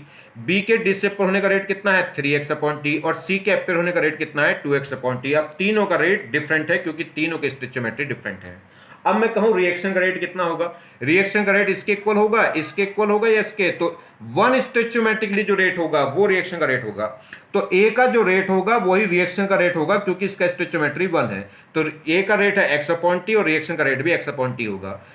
बी के टर्म्स में निकालूं तो बी का जो रेट होगा वो रिएक्शन का रेट नहीं होगा क्योंकि बी का जो रेट है वो कितने स्टोइचियोमेट्रिकली है, 3 के लिए। तो 1 के लिए निकालूंगा तो क्या करूंगा, बाई 3, और बाई 3 करूंगा तो 3 से 3 कट जाएगा, x अपॉन टी आ जाएगा। देखिए, और सी का जो रेट है वो रिएक्शन के रेट से क्या है, डबल है, क्योंकि स्टोइचियोमेट्री कितना है 2, क्योंकि रिएक्शन का रेट डिफाइन होता है वन स्टोइचियोमेट्री के लिए। तो ए का रेट रिएक्शन के रेट के इक्वल, बी का जो रेट होगा वो रिएक्शन के रेट के 3 टाइम्स होगा क्योंकि इसका स्टोइचियोमेट्री कितना है 3। सी का रेट रिएक्शन के रेट के 2 टाइम्स होगा क्योंकि इसका स्टोइचियोमेट्री 2 है। एक बात तो ऐसा कह सकते हैं कि ए का रेट रिएक्शन के रेट के इक्वल, बी का रेट रिएक्शन के रेट के 3 टाइम्स और सी का रेट रिएक्शन के रेट के 2 टाइम्स, या उल्टा कहो, एक रिएक्शन का रेट ए के रेट के इक्वल, रिएक्शन का रेट बी के रेट से 1/3, यानी कि जो भी स्टोइचियोमेट्री होगा उससे, क्योंकि इस बी का जो रेट है वो 3 स्टोइचियोमेट्रिकली और 1 स्टोइचियोमेट्रिकली जो रेट निकल के आएगा वो रिएक्शन का रेट होगा। तो रेट ऑफ रिएक्शन बी के रेट के इक्वल होगा नहीं, उसके बाई 3 के इक्वल होगा। और रेट ऑफ रिएक्शन सी के रेट के इक्वल होगा नहीं, कितने के इक्वल होगा, सी का जो रेट है उसे बाई 2 कर दो, इसके स्टोइचियोमेट्री से क्या कर दो, डिवाइड कर दो। और जब 2 से डिवाइड करूंगा तभी तो 1 स्टोइचियोमेट्रिकली रेट आएगा, तो वो तभी क्या होगा, रिएक्शन का रेट होगा। तो देखिए, तो रेट ऑफ रिएक्शन अगर मैं देखूं तो रेट ऑफ रिएक्शन अगर ए के टर्म्स में लिखूं तो वो किसके इक्वल होगा, एक rate of disappearance of A के इक्वल होगा क्योंकि इसका स्टोइचियोमेट्री कितना था 1, और 1 स्टोइचियोमेट्रिकली जो रेट होता है वही रिएक्शन का रेट होगा। अगर बी के टर्म्स में लिखूं तो rate of disappearance of B, rate of disappearance of B को किससे डिवाइड करना पड़ेगा, 3 से डिवाइड करना पड़ेगा क्योंकि बी का जो रेट है वो 3 स्टोइचियोमेट्रिकली है। तो कहने का मतलब है अगर आपको रिएक्शन का रेट लिखना है ए बी सी टी की टर्म्स में तो जो भी इनके स्टोइचियोमेट्री है उससे आप क्या करते चले जाओ, डिवाइड। तो अगर रेट ऑफ रिएक्शन लिखूं ए की टर्म्स में तो वो क्या होगा, रेट ऑफ रिएक्शन लिखूं ए की टर्म्स में तो वो rate of disappearance of A divided by कितना आएगा, 1। ठीक, यहां देखिए इससे क्या आएगा, अगर बी की टर्म्स में लिखूं रिएक्शन का रेट तो रेट ऑफ रिएक्शन क्या होगा, rate of disappearance of B divided by क्या होगा, इसका स्टोइचियोमेट्री कितना था 3, तो 3 से क्या कर देंगे, डिवाइड। सी की टर्म्स में लिखूंगा तो रेट ऑफ अपरेंस, अपरेंस क्यों बोल रहा हूं, क्योंकि ये प्रोडक्ट है और प्रोडक्ट है तो अपरेंस और रिएक्टेंट है तो डिसअपरेंस। तो रेट ऑफ अपरेंस ऑफ सी और डिवाइडेड बाय इसका स्टोइचियोमेट्री 2 था तो 2 से क्या कर देंगे, डिवाइड। ठीक है, और वो इज इक्वल टू निकल कर कितना आ जाएगा x upon T. x upon T क्या है, ये वन स्टोइचियोमेट्री का जो रेट है, वन स्टोइचियोमेट्री का रेट देखो x अपॉन टी था। तो कंक्लूजन क्या निकला, तो अगर रेट ऑफ रिएक्शन लिखेंगे हम तो क्या आएगा, rate of disappearance of A divided by stoichiometric coefficient of A equal होगा rate of disappearance of B divided by stoichiometric coefficient of B equal होगा rate of appearance of C divided by stoichiometric coefficient of C. तो rate of reaction A की terms में, rate of reaction B की terms में, rate of reaction C की terms, और ये भी आपस में सब क्या होंगे, अगर स्टोइचियोमेट्री से इनके रेट को डिवाइड कर दिया जाए तो ये भी तीनों आपस में क्या हो जाएंगे, इक्वल। और यही क्या निकल कर आता है, ये रेट ऑफ रिएक्शन ये क्या हो गया, जब टोटल स्टोइचियोमेट्री से डिवाइड कर दिया तो ये रेट, ये फिर क्या कहलाएगा, ये कहलाएगा वन स्टोइचियोमेट्री का रेट। अगर मैं देखूं इतने पार्ट को तो ये कहलाएगा rate of disappearance of B, और इस पूरे पार्ट को देखूं तो ये क्या कहलाएगा, रेट ऑफ रिएक्शन। जब स्टोइचियोमेट्री से डिवाइड कर दिया जाएगा तो वो वन स्टोइचियोमेट्री का रेट रह गया होगा, और वन स्टोइचियोमेट्री का जो रेट है वही रेट ऑफ रिएक्शन होगा, जहां एससी का मतलब क्या है, स्टोइचियोमेट्रिक कोएफिशिएंट। तो देखिए क्या नोट पॉइंट निकल का आया, rate of reaction is the rate of individual rate of reactant और या प्रोडक्ट पर यूनिट स्टोइचियोमेट्रिक कोएफिशिएंट। किसी भी रिएक्टेंट के या किसी भी प्रोडक्ट के पर स्टोइचियोमेट्री का जो रेट होगा वही क्या कहलाएगा, रेट ऑफ रिएक्शन कहलाएगा। आगे बात समझ में, तो एक और बात ध्यान दीजिए, किसी भी रिएक्टेंट का या किसी भी प्रोडक्ट का जो रेट है वो तो स्टोइचियोमेट्री पे डिपेंड नहीं करेगा, मगर रिएक्शन का जो रेट है वो किस पे डिपेंड करेगा, स्टोइचियोमेट्री पे। और पर स्पेसीज पर इस किसी भी स्पेसीज के पर स्टोइचियोमेट्री का जो रेट है वही क्या कहलाता है, रेट ऑफ रिएक्शन। चलिए जैसे कुछ प्रॉब्लम देख लेते हैं। ये कह रहा है इन reaction N2 and 3H2, and मतलब प्लस, ठीक है, तो N2 प्लस 3H2 से क्या बना, 2NH3, and given that rate of disappearance of hydrogen, hydrogen के डिसअपेयर होने का रेट, डिसअपेयर क्यों, क्योंकि रिएक्टेंट है, हाइड्रोजन के डिसअपेयर होने का जो रेट है वो कितना दे रखा है, 3 × 10⁻³ mole litre inverse second inverse. Then find out rate of reaction. अब रिएक्शन का जो रेट है वो वन स्टोइचियोमेट्री का रेट होना चाहिए, और हाइड्रोजन के डिसअपेयर होने का जो रेट है वो कितना है, 3 स्टोइचियोमेट्री का रेट है ये, तो ये किसका रेट है, 3 स्टोइचियोमेट्री का। तो रिएक्शन का रेट किसके लिए डिफाइन होता है, वन स्टोइचियोमेट्री के। तो अगर रेट ऑफ रिएक्शन हाइड्रोजन के रेस्पेक्ट में निकालना, हाइड्रोजन के डिसअपेयर से निकालना, तो डिवाइडेड बाय क्या करना पड़ेगा, इसका जो भी स्टोइचियोमेट्री उससे डिवाइड कर देंगे। तो जब इससे डिवाइड करेंगे इस हाइड्रोजन के रेट को, हाइड्रोजन के rate of disappearance of hydrogen से अगर आपको रिएक्शन का रेट निकालना है तो क्या करेंगे, इसका जो भी स्टोइचियोमेट्री हाइड्रोजन का उससे क्या कर देंगे, इसे डिवाइड। तो जब 3 से डिवाइड करेंगे तो कितना आ जाएगा, 1 × 10⁻³ mole litre inverse second inverse. आ गया जी रेट ऑफ रिएक्शन। अब वो कह रहा है rate of disappearance of nitrogen. अब नाइट्रोजन का जो स्टोइचियोमेट्री है वो कितना है, 1, तो 1 स्टोइचियोमेट्री का रेट का मतलब क्या है कि जो रिएक्शन का रेट है वही नाइट्रोजन का रेट है। अब रेट ऑफ रिएक्शन का जो रेट होगा वही नाइट्रोजन के डिसअपेयर होने का रेट होगा, क्यों, क्योंकि इसका स्टोइचियोमेट्री 1 है। तो बस निकल का आ गया, रेट ऑफ रिएक्शन हम निकाल चुके थे, कितना आ गया था, 1 × 10⁻³, वही क्या हो जाएगा, rate of disappearance of nitrogen हो जाएगा। आगे कह रहा है rate of appearance of ammonia. अब अमोनिया के अपेयर होने का जो रेट है वो क्या होगा, 2 टाइम्स होगा रेट ऑफ रिएक्शन के, क्यों, क्योंकि इसका स्टोइचियोमेट्री कितना है, 2। रिएक्शन का जो रेट है वो 1 स्टोइचियोमेट्री का रेट होता है, और अमोनिया का जो रेट होगा, अमोनिया के अपेयर होने का जो रेट है वो 2 स्टोइचियोमेट्री के इक्वल होगा। तो क्या करेंगे, तो अमोनिया के अपेयर होने का जो रेट है वो ट्वाइस होगा किसके, रेट ऑफ रिएक्शन के, तो ट्वाइस कर देंगे हम, कितना हो जाएगा, 2 × 10⁻³ क्लियर हो गई बात। चलिए तो रेट ऑफ, अगर हम बात करें rate of disappearance of hydrogen, hydrogen के डिसअपेयर होने का जो रेट है वो रेट ऑफ रिएक्शन के क्या है, 3 टाइम्स है। क्यों है, क्योंकि इसका स्टोइचियोमेट्री कितना है, 3, हाइड्रोजन का स्टोइचियोमेट्री कितना है, 3 है। तो हाइड्रोजन के डिसअपेयर होने का जो रेट है वो इक्वल होगा कितने, 3 टाइम्स रेट ऑफ रिएक्शन के। 3 टाइम्स क्यों, क्योंकि हाइड्रोजन रेट ऑफ रिएक्शन का जो रेट है वो 1 स्टोइचियोमेट्री का रेट होता है, और हाइड्रोजन का जो रेट है वो कितने स्टोइचियोमेट्री का, 3 का। तो हाइड्रोजन के डिसअपेयर होने का जो रेट होगा वो 3 टाइम्स होगा किसके, रेट ऑफ रिएक्शन के। बस बात खत्म हो गई। अब हमें रेट ऑफ रिएक्शन निकालना तो बाय 3 कर देंगे, और बाय 3 करेंगे तो कितना हो जाएगा, ये 3 × 10⁻³ को बाय 3 करेंगे तो कितना आ जाएगा, 1 × 10⁻³ अब बात करें rate of disappearance of nitrogen. अब नाइट्रोजन के डिसअपेयर होने का जो रेट है वो रेट ऑफ रिएक्शन के इक्वल होगा, क्योंकि स्टोइचियोमेट्री 1 है, तो जो रिएक्शन का रेट आएगा वही क्या हो जाएगा, नाइट्रोजन के डिसअपेयर होने का रेट। अब ये पूछ रहा है rate of appearance of ammonia. अब अमोनिया के अपेयर होने का जो रेट है वो 2 टाइम्स होगा रिएक्शन के रेट का, तो 2 × रेट ऑफ रिएक्शन। क्लियर। चलिए तो अब बात करिए, ये आ गया था मोल लीटर इनवर्स सेकेंड इनवर्स, और जैसे रेट, तो रेट ऑफ रिएक्शन आ गया था 10⁻³ mole litre inverse second inverse.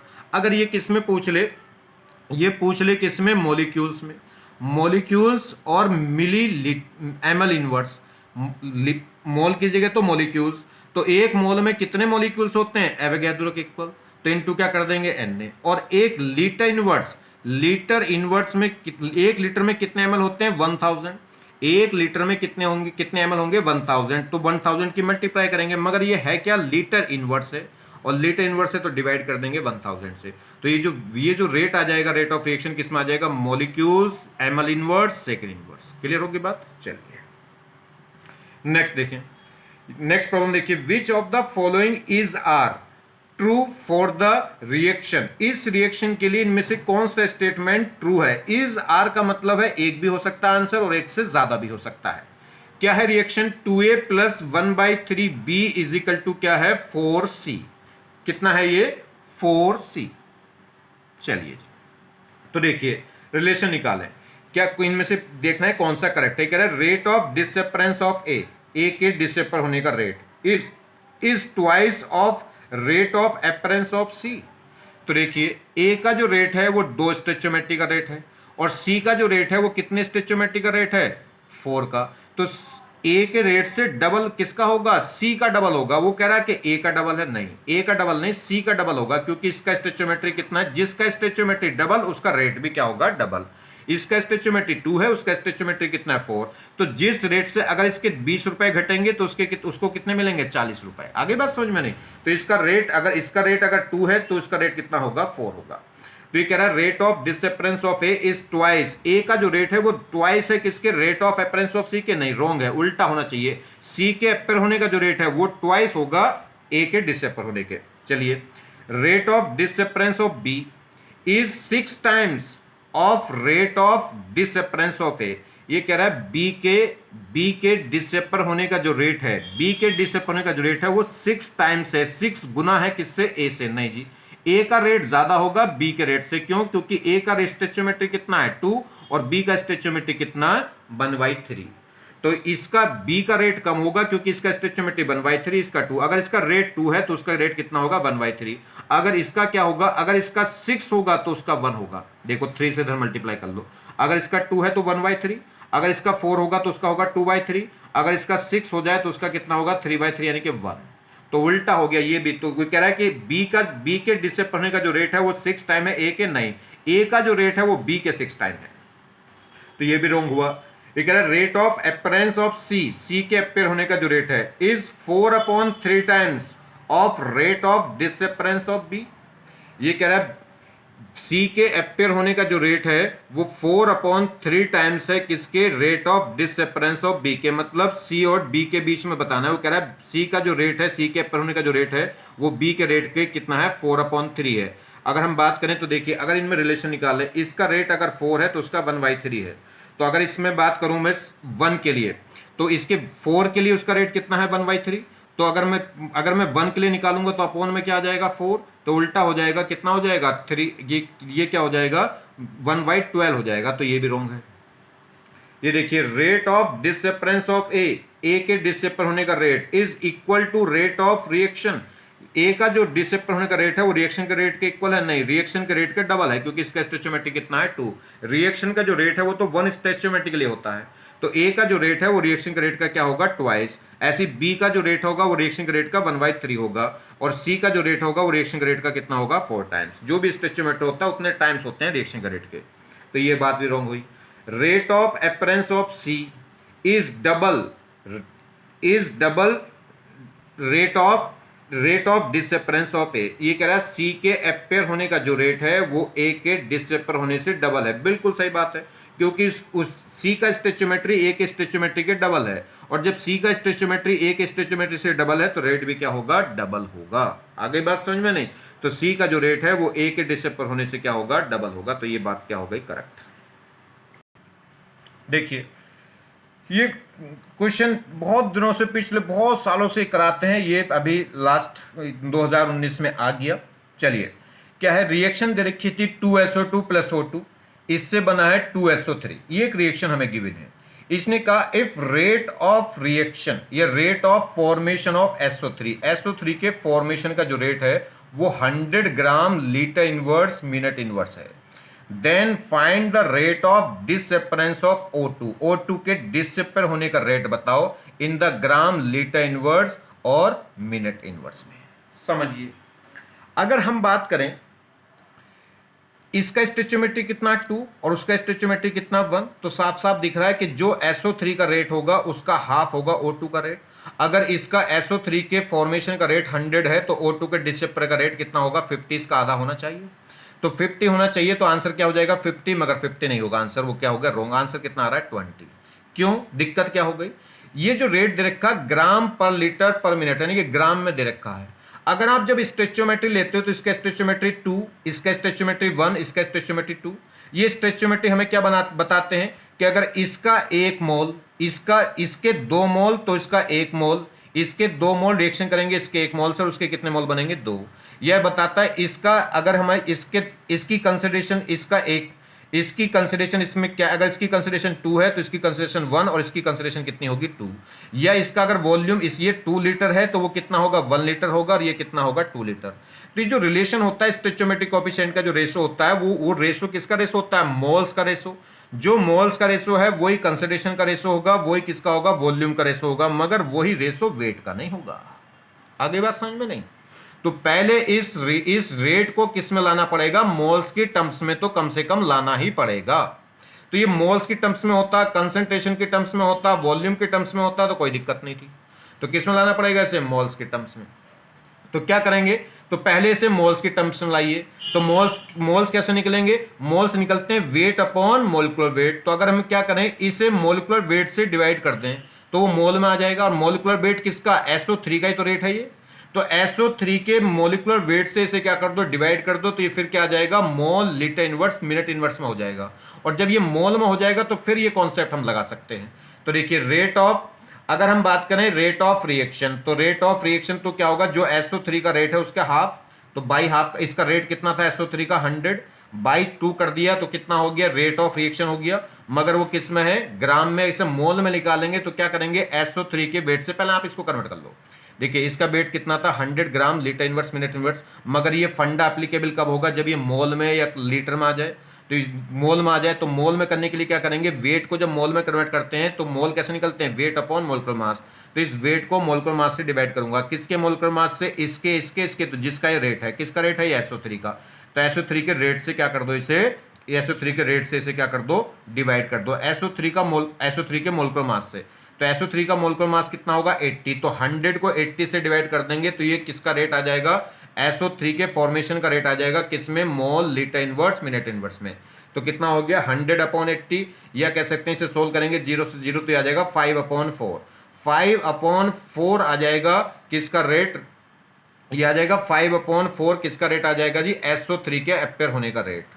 अब जो SO3 का रेट है उसका हाफ रेट किसका होगा, उसका हाफ रेट होगा O2 का।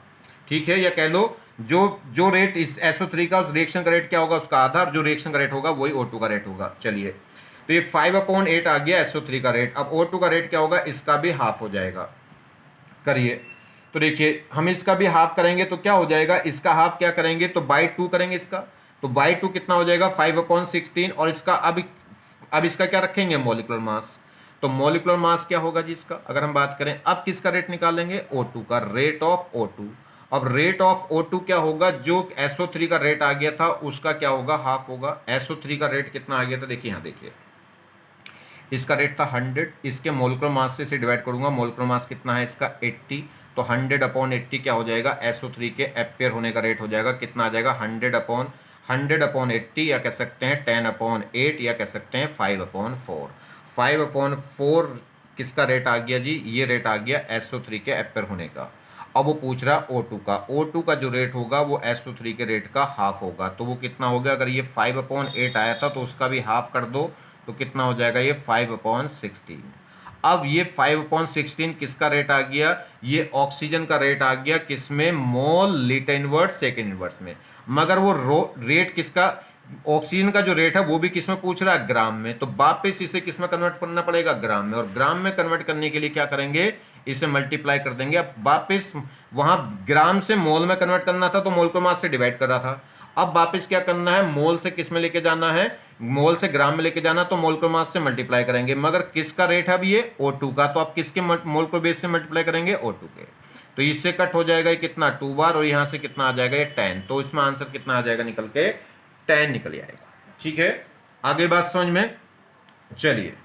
तो बात क्लियर हो गई। तो इसमें ये 20 कैसे, यहाँ कुछ गड़बड़ी की है, देखिए ये 100/80 ये किसका रेट आएगा, SO3 का। SO3 का रेट कितना आ जाएगा, 100/80 किसमें, मोल लीटर इनवर्स सेकंड इनवर्स में।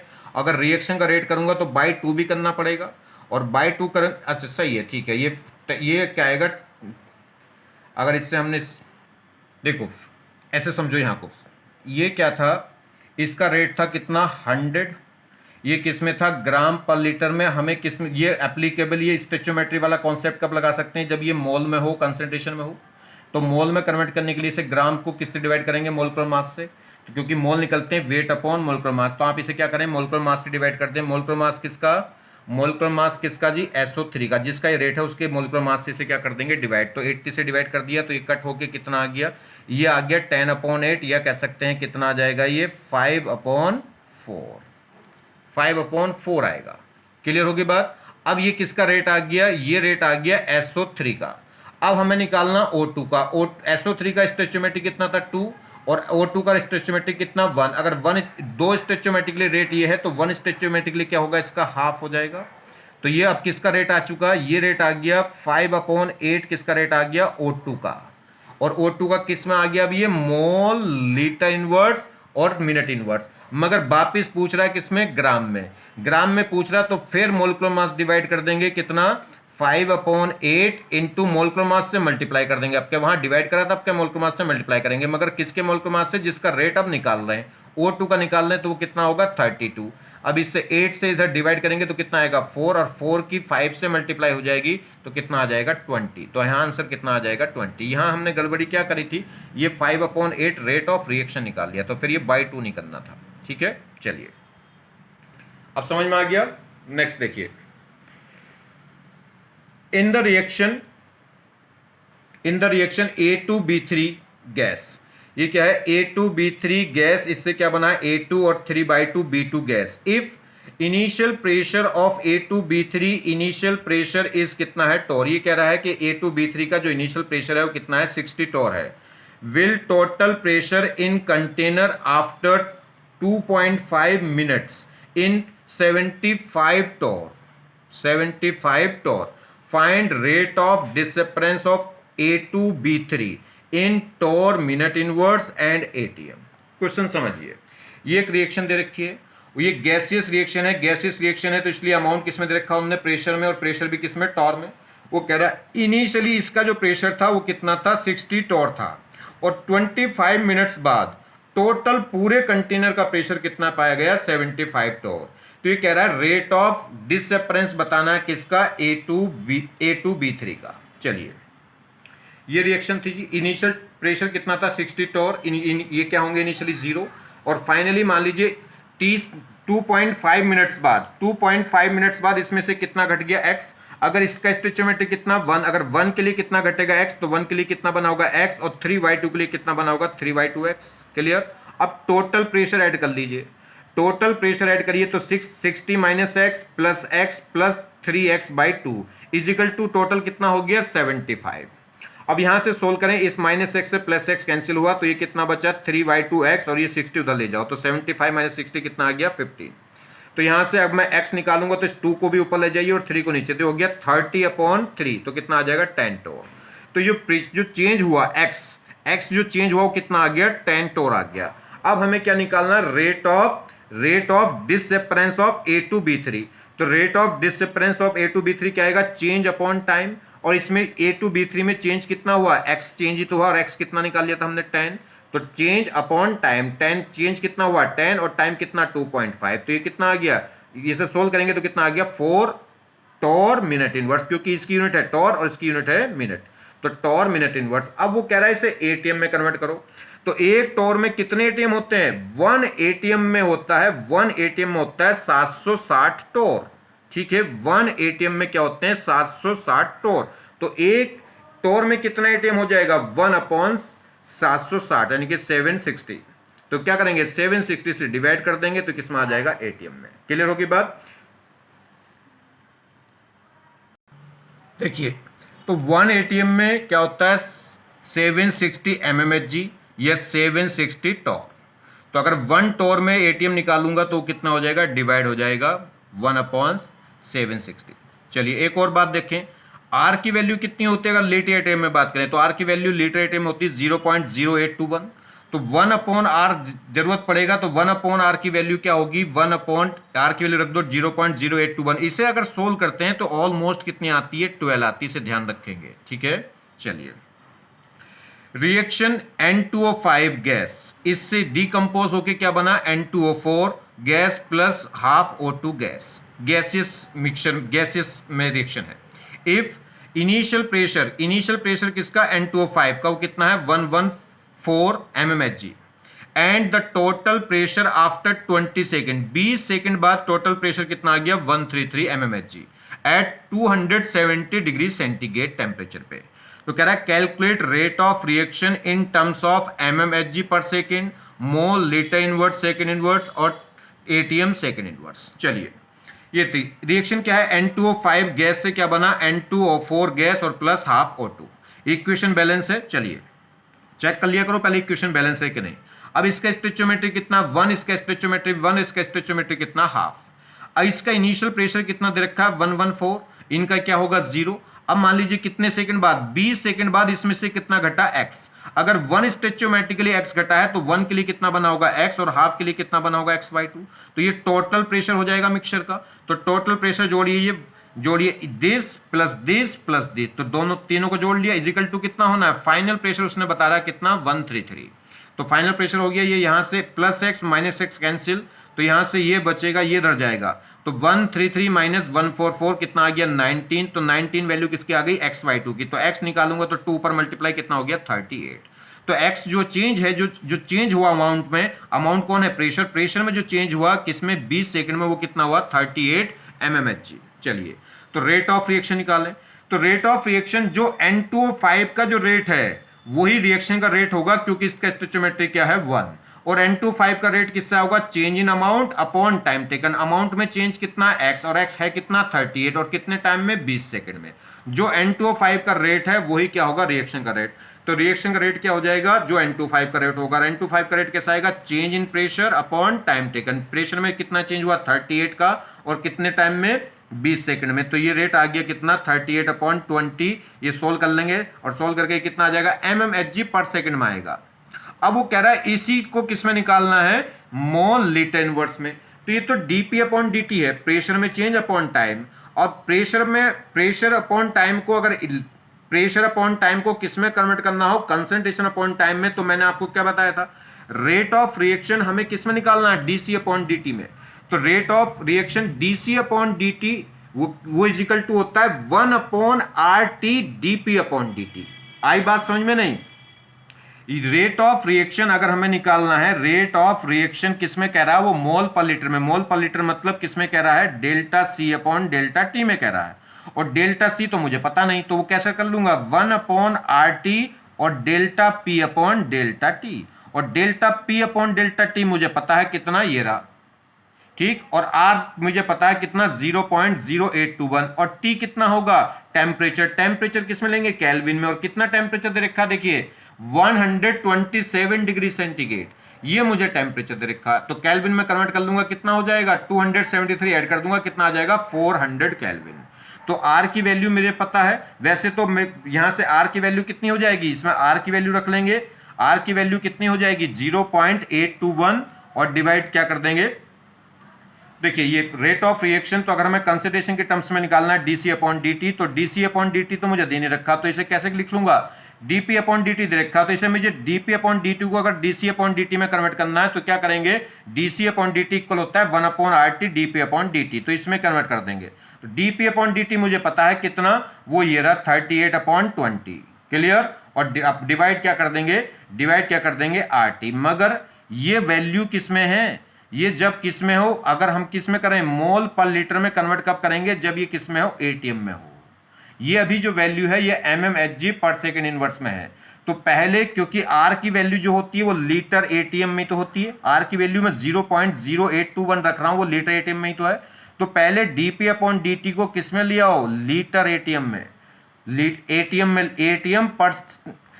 एटीएम पर टाइम में लाना पड़ेगा। तो देखिए ये जो रेट था ये प्रेशर अपॉन टाइम में था, प्रेशर किस में था, एमएमएचजी, और टाइम किस में था, सेकंड में। तो इसको पहले एमएमएचजी को किस में कन्वर्ट करोगे, एटीएम में, तब जाके यहां रखोगे ना। तो पहले इसे एटीएम में कन्वर्ट करने के लिए एमएमएचजी को अगर एटीएम में कन्वर्ट करोगे तो किससे डिवाइड कर दोगे, 760 से क्या कर दोगे, इस वाले रेट को डिवाइड। इस रेट को अगर 760 से डिवाइड कर दोगे तो ये किस में आ जाएगा, एटीएम सेकंड इनवर्स में। अब इसमें किसका निकालना, लीटर, अब निकालना है इसे मोल लीटर इनवर्स में, मतलब कंसंट्रेशन में। तो कंसंट्रेशन में कैसे निकाल सकते हैं, डीपी इंटू डी के साथ मल्टीप्लाई कर देंगे किसकी, 1/RT की। रेट ऑफ रिएक्शन अगर डीसी अपॉन डी के टर्म में निकालना तो वो इक्वल होता है 1/RT डीपी अपॉन डी में। अगर डीपी अपॉन डी किस में होना चाहिए, एटीएम पर सेकंड में, और एटीएम पर सेकंड में निकालने के लिए हमारे पास अवेलेबल था किसमें, एमएमएचजी पर सेकंड में। तो एमएमएचजी को अगर एटीएम सेकंड में, एटीएम में कन्वर्ट करना है तो किससे डिवाइड कर देंगे, 760 से, ये डिवाइड हो जाएगा। अब किस में निकालना, मोल पर लीटर में, तो ये इक्वेशन लगा लेंगे। डीपी अपॉन डी मुझे पता है कौन सा वाला, लीटर एटीएम वाला, लीटर एटीएम वाला यहाँ रखेंगे। आर की वैल्यू मुझे पता है 0.0821, और टेम्परेचर की पता है कितनी, 400 केल्विन। या 1/R की वैल्यू कितनी हो जाती है, 12। तो इस पूरे को आप क्या रख लोगे, 12 रख लोगे और सॉल्व कर दोगे। आगे बात समझ में, तो ये किस में आ जाएगा, मोल लीटर इनवर्स सेकंड इनवर्स। ये कैलकुलेशन मत देखिए कैसे सोल्व कर रखी है, बच्चे कुछ गड़बड़ कर देते हैं। ये बच्चों को जब पढ़ाया गया है ना क्लास में, तो बच्चे लिखते हैं उसमें अपनी कैलकुलेशन के लिए करने के लिए दे देते हैं, तो कुछ ना कुछ गड़बड़ कर देते हैं थोड़ी बहुत कैलकुलेशन में, इसलिए थोड़ी सी गड़बड़ हो जाती है। ठीक है, आगे बात समझ में नहीं। जैसे SO3 वाले क्वेश्चन में हो रहा था, उसने कुछ दूसरे तरीके से कर रखा था, मैं दूसरे ढंग से बताना चाहता हूं आपको। चलिए देखिए, इसमें अगर हम बात करें, ये कह रहा है find the relation between K1 K2 and K3 for reaction this. ये रिएक्शन दे रखी, इस रिएक्शन में आपको K1 K2 K3 के बीच में रिलेशन निकालना। K1 K2 K3 है कहां, ये दे रखा है, ये गिवन पार्ट है। देखिए अब बच्चे ऐसा लग रहा होगा जैसे सॉल्यूशन है, ये क्या है, गिवन है, ये गिवन का रखा है। वो कह रहा है ये रिएक्शन है, इस रिएक्शन के लिए आपको K1 K2 K3 में रिलेशन निकालना है। कब, अगर rate of disappearance of N2O5, rate of disappearance of N2O5 मतलब माइनस dN2O5 अपॉन dt, वो कितना दे रखा, K1 N2O5 की कंसिडरेशन। ये rate of disappearance of N2O5 वो इक्वल है किसके, K1 N2O5 की कंसिडरेशन के। ये पार्ट इतना गिवन है हमें। और दूसरा कि rate of appearance of NO2 यानी कि dNO2 upon dt, rate of appearance of NO2 वो किसके इक्वल है, K2 N2O5 के। और rate of appearance of O2 वो गिवन है किसके, K3 N2O5 के। इतना पार्ट ये गिवन है। तब कह रहा है कि इस K1 K2 K3 में रिलेशन बताओ। तो बहुत तरीके हैं रिलेशन निकालने के। ये किसका रेट है, rate of disappearance of N2O5, और N2O5 का जो रेट है वो कितने स्टोइचियोमेट्री का रेट है, 2 का। तो इसका मतलब रिएक्शन के रेट का क्या होगा, ट्वाइस। अगर मैं रिएक्शन का रेट देखूं तो रिएक्शन के रेट के टर्म्स में रिएक्शन का रेट तो क्या होता है, 1 स्टोइचियोमेट्री का जो रेट है वो रिएक्शन का रेट होगा। और अगर हम बात करें यहाँ पे जो N2O5 का जो रेट है, तो देखिए, तो ये हमें ये गिवन है सब कुछ, ये रिएक्शन गिवन है, ये गिवन है। वो कह रहा है K1 K2 के बीच में रिलेशन निकालिए। एक दूसरा एक सिंपल सा तरीका करते हैं, इस पे आप मत जाइएगा, बहुत सिंपल सा तरीका देखिए आप। इसमें क्या करें, इस इक्वेशन के अकॉर्डिंग मैं ये लिख सकता हूं कि नहीं, अगर मैं रेट ऑफ रिएक्शन देखूं तो वो क्या होगा, 1/2 होगा किसके, माइनस dN2O5 अपॉन dt, और वो इक्वल होगा अगर इसकी टर्म्स में इजिकल टू होगा 1/4 dN2 अपॉन dt, और वो इजिकल टू होगा किसके, dO2 अपॉन dt। ये इक्वल होंगे कि नहीं होंगे, जो भी स्टोइचियोमेट्री उससे डिवाइड करता जाऊं, जो भी स्टोइचियोमेट्री उससे डिवाइड करता हूं, जो भी स्टोइचियोमेट्री उससे डिवाइड करता जाऊं, तो रेट ऑफ रिएक्शन के इक्वल हो गया। ये तीनों भी इक्वल हो गए। अब देखिए, इसकी जगह मैं क्या लिख सकता हूं, इसकी जगह रख सकता हूं, इसकी वैल्यू मुझे कितनी दे रखी, K1 N2O5, तो K1 N2O5 is equal to 1/4, इसकी जगह क्या दे रखा उसने, K2 N2O5 is equal to, इसकी जगह क्या दे रखा उसने, K3 N2O5। ठीक, N2O5 कॉमन होके कैंसिल हो जाएगा। तो यहां से क्या बचेगा, यहां से बचेगा K1/2 इज इक्वल टू होगा K2/4 इज इक्वल टू होगा K3। अब इसे सिंपल फॉर्म अगर आपको बनानी है तो इसका एलसीएम ले लो। एलसीएम कितना है इसका, इसका एलसीएम ये 2 4 1 का एलसीएम कितना हो जाएगा 4, 4 से पूरे को मल्टीप्लाई कर दो, जब हाँ 4 से मल्टीप्लाई करोगे तो ये कितना हो जाएगा 4k1/2, तो कितना बचेगा 2k1। यहाँ 4 से मल्टीप्लाई करोगे तो 4k2/4 कितना आ जाएगा k2, और यहाँ जब 4 से किससे मल्टीप्लाई करोगे 4 से, तो कितना हो जाएगा 4k3। बस ये रिलेशन आ गया, आगे बात समझ में नहीं। देखिए ये सबसे बेस्ट तरीका है, चक्कर में मत पड़िए ज़्यादा, ठीक है। ये बच्चों को जैसे क्लास में जब पढ़ाते हैं तो उसको सोल्व करने के लिए देते हैं कि सोल्व करिए, तो बच्चा अपने ढंग से पता नहीं कैसे कैसे निकालता है, ठीक है। तो वो बाद में जो मैंने सॉल्यूशन बताया होगा वो उसने लिखा नहीं। चलिए ठीक है, समझ में आ गई बात नहीं। चलिए आगे नेक्स्ट, ये देखिए इन रिएक्शन एक्स ए, इससे क्या बना Y V, find the ratio X ratio Y बताना क्या है, और गिवन है 0.48 plus log minus D upon D T is equal to है 0.7 प्लस लोग कितना D B upon D T, ये हमें गिवन है। ये कह रहा है एक इक्वेशन है एक्स ए प्लस वाई बी, ए और बी रिएक्टेंट हो गए, रिएक्टेंट प्रोडक्ट, और इनकी स्टोइचियोमेट्री एक्स और वाई। वो कह रहा है एक्स और वाई का रेशो बताओ कितना होगा अगर ये हमें गिवन है तो बहुत सिंपल सी बात है, आप पहले इसका एंटीलॉग लिख लो, इसका एंटीलॉग लिख लें। इसका अगर आप एंटीलॉग लिखें तो क्या होगा, एंटीलॉग अगर मैं लिखूं तो जहां लोग है वहां तो लोग खत्म हो जाएगा, जहां लोग नहीं है वहां लोग आ जाएगा। अगर मैं एंटीलॉग लूं तो एंटीलॉग का मतलब ऐसे समझो कि लोग से हम क्या कर रहे हैं, इसे रिवर्स कर रहे हैं। तो अप्लाई द एंटीलॉग, अगर एंटीलॉग लगाओगे तो ये कितना हो जाएगा, एंटीलॉग लोगे तो पॉइंट, अगर हम बात करें तो 0.48 किसका लोग का वैल्यू है, किसके लोग की वैल्यू है, ये लोग 3 की, तो ये कितना आ जाएगा 3, और यहां से लोग हट जाएगा, क्या बचेगा ये minus D upon D T, ठीक। और यहां से क्या होगा, ये क्या होगा, देखिए अब 0.7 किसका लोग होगा 5 का, तो जब एंटी लोग लगाएंगे तो कितना आ जाएगा 5, तो 0.7 की जगह मैं क्या लिख सकता हूं 5, और जहां प्लस है वहां क्या हो जाएगा इनटू, और जहां अगर इनटू था लोग लगाते तो प्लस। देखिए एंटी लोग में क्या होगा, जहां लोग था वहां लोग खत्म हो जाएगा, जहां पे लोग नहीं था उसका एंटी लोग। तो 0.48 किसका लोग होता है, 0.48 होता है लोग 3 का, तो इसकी वैल्यू हो जाएगी 3, और यहां से प्लस था तो क्या हो जाएगा मल्टीप्लाई, और एंट लोग की जगह लोग, जब लोग का एंटी लोग लेंगे तो लोग खत्म हो जाएगा, क्या बचेगा minus D upon D T is equal to 0.7 किसका एंटी लोग होगा जी लोग 5 का, लोग 5 की वैल्यू होती है 0.7, तो 0.7 का एंटी लोग लूंगा तो कितना आएगा 5, और प्लस था तो क्या हो जाएगा इनटू, और ये क्या लोग हट जाएगा, क्या बचेगा D B upon D T. ये एक रिलेशन आ गया।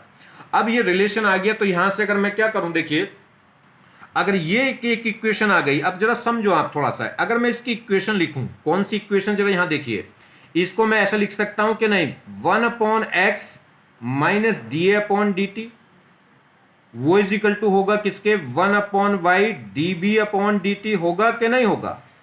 चलिए ठीक, और यही तो है, इसको मैं क्या ले जाऊं, इसको इधर ले जाऊं, इसको इधर ले आऊं, तो देखिए अगर मैं यहां से इसको इधर ले आऊं तो ये हो गया Y minus D upon D T, और इसको ले आऊं इधर, ये पहुंच जाए इधर तो ये हो जाएगा X D B upon D T, ठीक।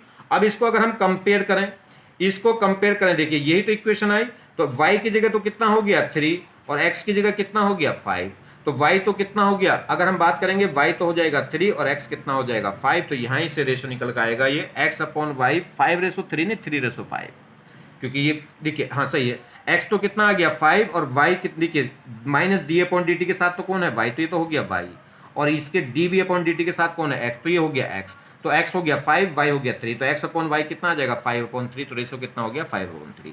एक ये भी तरीका, और एक तरीका है, चलिए अभी बताते हैं, पहले इसको पूरा बताते हैं, फिर एक और तरीका है इसको करने का। ये आपको हो सकता है कुछ बच्चों को ये एंटी लोग निकालना नहीं आया हो कि एंटी लोग में मैंने कैसे कर दिया, ठीक है, तो अभी और एक तरीका बता देंगे। चलिए फिलहाल बस ध्यान रखिए, एंटी लोग में क्या है, जहां लोग होगा वहां लोग हट जाएगा, जहां प्लस होगा वहां मल्टीप्लाई हो जाएगी, जहां क्या होगा माइनस होगा वहां डिवाइड हो जाएगा। और ये क्या, ये कैसे करेंगे, ये देखिए 0.48 किसके लोग की वैल्यू है, लोग 3 की, तो ये लोग 3 की वैल्यू थी, जब एंटी लोग लूंगा तो वो लिख देंगे जिसकी ये वैल्यू थी, तो लोग 3। 0.7 किस लोग की वैल्यू थी, लोग 5 की वैल्यू थी, तो जब इसका एंटी लोग लेंगे तो क्या होगा, जिस लोग की वैल्यू थी वो लिखते हैं 5।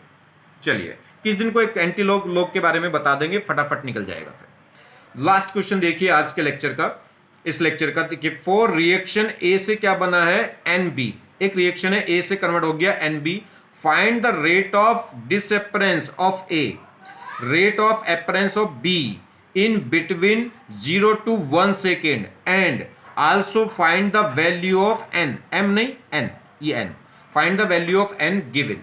और क्या गिवन है जी, ये ग्राफ गिवन है, ये कंसंट्रेशन है, ये कंसंट्रेशन और ये टाइम। ए की कंसंट्रेशन घट रही होगी क्योंकि वो रिएक्टेंट है, और बी की कंसंट्रेशन बढ़ रही होगी क्योंकि वो प्रोडक्ट है। इन्होंने कहा ये 1 सेकेंड, ये टी सेकेंड, ये टाइम सेकेंड, और 1 सेकेंड पे इसकी कंसंट्रेशन कितनी होगी। देखिए बी की कंसंट्रेशन इनिशियल तो 0 थी क्योंकि प्रोडक्ट था, 0 से स्टार्ट हुई चली, और 1 सेकंड पे 0 से बढ़ के कितनी होगी। देखिए 1 सेकंड पे बी का पॉइंट कहां कट करेगा, 0.4 पे, 0.3 पे। तो 1 सेकंड बाद 1 सेकंड 1 सेकंड वाला जो ग्राफ, 1 सेकंड वाली जो लाइन है वो बी ग्राफ, बी कर्व को किस पॉइंट पे कट कर रही है, 0.3 पे। अगर मैं एक ही बात देखूं तो 1 सेकंड पे ए को कहां कट कर रही है, 0.5 पे, और इनिशियल किस पे थी, 0.6 पे। जब टाइम 0 था तब ए की कंसिडरेशन कितनी थी, 0.6, और 1 सेकंड पे कितनी आ गई, 0.5, मतलब 0.6 से 0.5 हो गई, कितनी घट गई, 0.1। तो इनिशियल कंसंट्रेशन अगर मैं देखूं किसकी, ए की इनिशियल कंसंट्रेशन तो 0.6 थी। अगर 1 सेकंड बाद देखूं तो ए की कंसंट्रेशन कितनी रह गई, 0.5। तो कितने का चेंज हुआ, 0.6 से 0.1, यानी कि 0.1 का चेंज हो गया। और बी की कंसिडरेशन इनिशियल थी 0, और 1 सेकंड बाद कितनी हो गई, 0.3। तो 0 से 0.3, तो उसमें कितने का चेंज हुआ, 0.3 का। तो अब देखिए इस 1 सेकंड में जो चेंज है कंसिडरेशन में, वही तो रेट कहलाता है। तो ए की कंसिडरेशन में तो चेंज कितना हुआ, 0.1, तो ए का तो रेट कितना है, 0.1। और बी की कंसिडरेशन में 1 सेकंड में चेंज कितना आया, 0.3 का, तो बी का रेट कितना होगा, 0.3। तो अगर ए का रेट कितना है, 0.1, तो बी का रेट कितना है, 0.3 है। मतलब ए के रेट से बी का रेट क्या है, 3 टाइम्स है। और ए के रेट से बी का रेट 3 टाइम्स कब हो सकता है, जब इसका स्टोइचोमेट्री कितना हो, 3 हो। आगे बात समझ में। तो ए के डिसेप्टर होने का रेट तो कितना आ गया, ए के डिसेप्टर होने का रेट तो आ गया 0.1, बी के एपेयर होने का रेट कितना आ गया, 0.3, क्योंकि 1 सेकंड में जो भी चेंज है वही तो रेट कहलाता है। और एन की वैल्यू कितनी हो गई, 3, क्यों, क्योंकि एक बी का जो रेट है वो ए के रेट से कितना आ रहा है, 3 टाइम्स आ रहा है।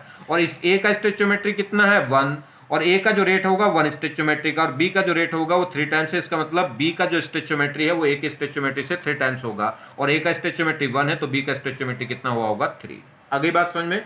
तो rate of disappearance of A कितना हो गया, 0.1, rate of appearance of B कितना हो गया, 0.3। जिसका रेट 0.1 है, इसका रेट 0.3 है, तो बी का रेट ए से 3 गुना है। और ए से 3 गुना कब होगा, जब बी का स्टोइचोमेट्री ए से 3 गुना होगा। और ए का स्टोइचोमेट्री था 1, तो बी का स्टोइचोमेट्री कितना होगा, 3 गुना कब होगा, जब ये कितना हो जाएगा, 3। तो एन की वैल्यू कितनी हो गई, 3।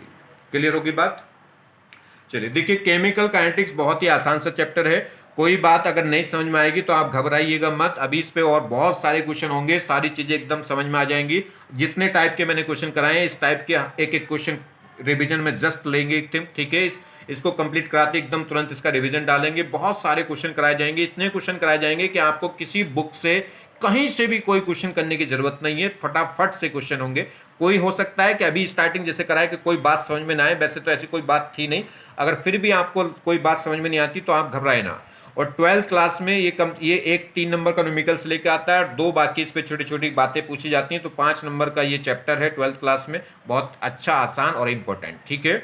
और एक और बात मैं बता रहा हूँ, अगर आपको चाहिए कि आप चाहते हैं कि आपका सिलेक्शन क्या है, टॉप 100 रैंक में हो, तो आप जरूर कांटेक्ट करें मुझसे, ठीक है।